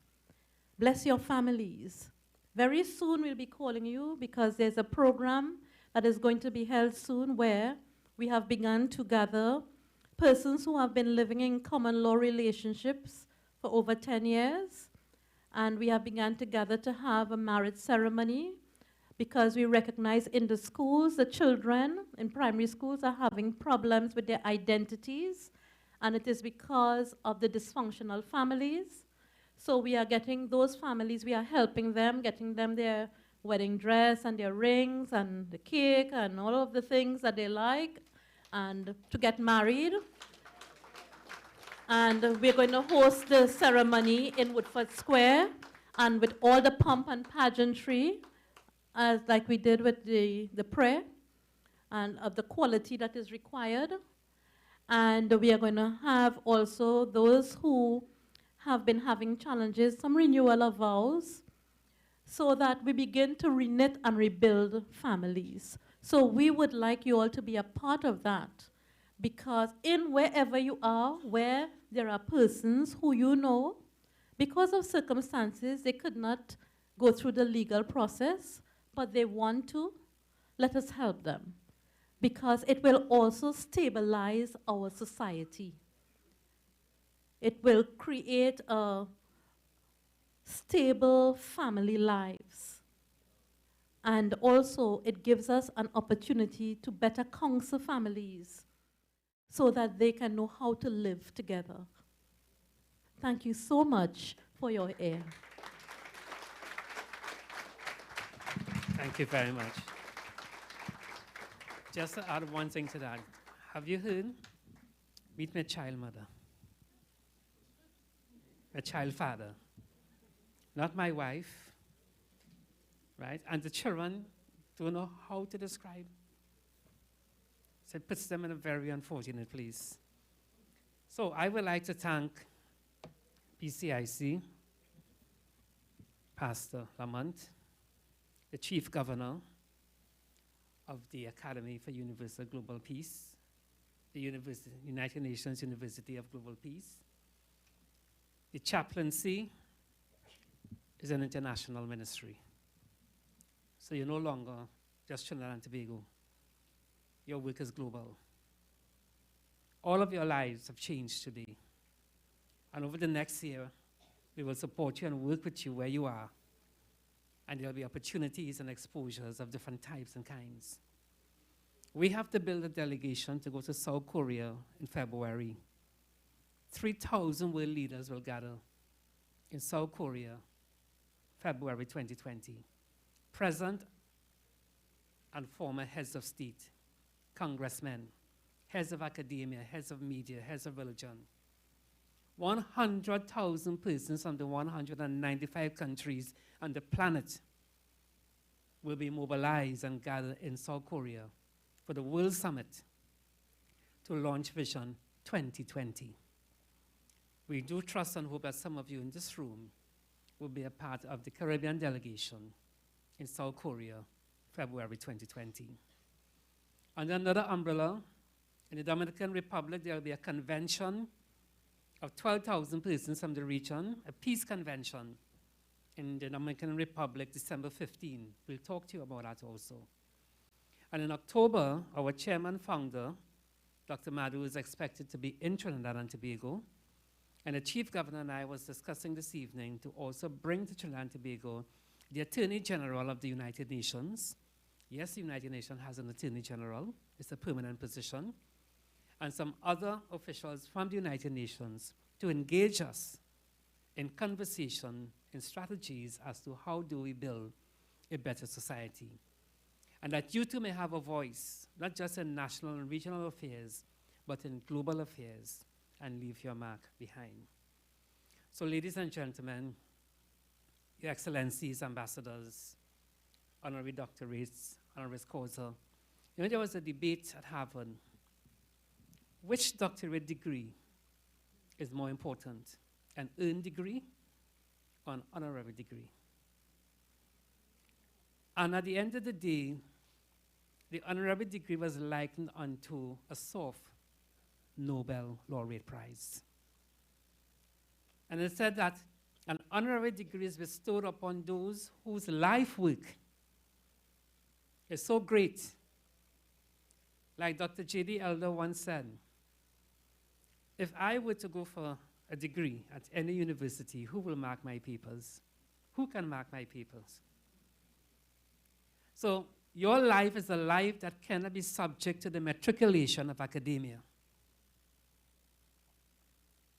but is grounded in theory, which is a hallmark of intellectual development.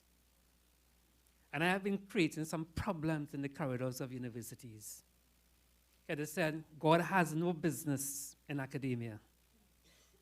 And I said, yes, but everything must be grounded in theory, yes? They said, yes. So let's linguistically define theory. The root of theory is theo, which is God, and ry means principle. So theory is God's principle, and therefore everything must be grounded in God's principles. So we have to redefine the language. We have to ensure that our future generations are not subject to a social distribution of knowledge, but a real education. And that's another conversation. We have to begin to teach them English, Brother David. We speak a dialectic of English. We don't really speak English, huh? And if you did not know, English is of German origin. Her Majesty the Queen is German, not English. So things are not as they appear. And as the mystic prowler sang, go beneath the surface. And that's what we need to do, go beneath the surface. So your charge is to continue doing what you have done. Pass the baton on to others. You are mentors. You are icons. You are leaders. People follow you. People pattern their lives after you. Dr. Griffith, Mr. Ramai goes to bed sleeping at night. Lord, when he prayed to his deities, he asks them for a blessing to be able to meet you one day and shake your hand. So his prayer has been answered. Now, it may seem funny, and we may laugh at it, right? But humor, fun, is the first underlying note of creation. But how many other people like him go to sleep at night and ask, can I meet him one day? Can I touch the hem of his garment? Who are you? You're a light. You're all lights. And if you're all lights, let us illuminate this country. I wish you all the best. May God bless you and your families, the labor of your hands, the offspring of your body, your family relations and friends, even those over land and sea. May whatever you set your hands to do be productive. May you know no want. May you always have food in your cupboards, water in your pitchers, and paisa, pani alewa in your wallet.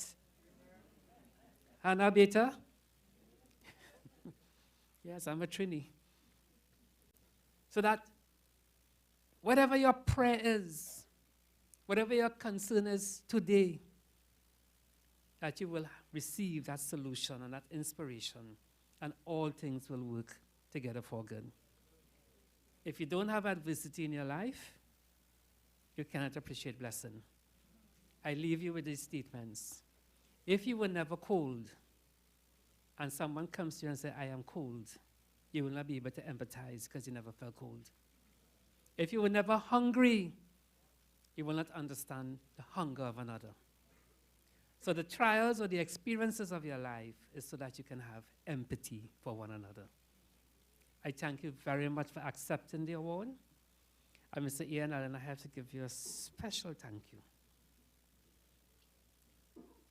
In your response, you did something that has only been seen in the circles of royalty. I will whisper to you quietly what that is. But we observe. And in his response to us, he invoked a particular etiquette which royal families are taught. So it says something about you, sir. Whoever taught you, please extend to us our congratulations. You did a very good job. Chief Governor, thank you for your confidence in us. The Chief Governor made only 2 nominations in this room, Captain Gary Griffiths and Ian Allen. And he left the rest to us in Trinidad and Tobago.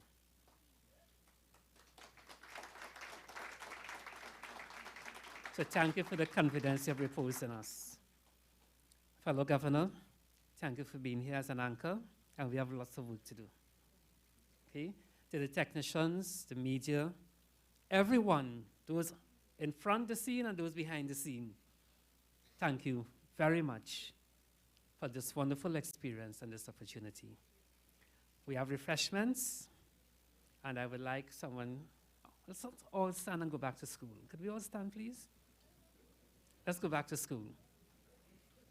Primary school, kindergarten school. Right, we won't do the hands up out down a part, right? But we say grace before meals, right? Do you remember it? How does it go? Table, Lord, be here and bless these. For Christ's sake. Amen. Our last daughter will say, Daddy, that is too long. We say, God is great, God is good. Thank him for our food. Amen. Time to eat. Bon appetit. Dinner is served.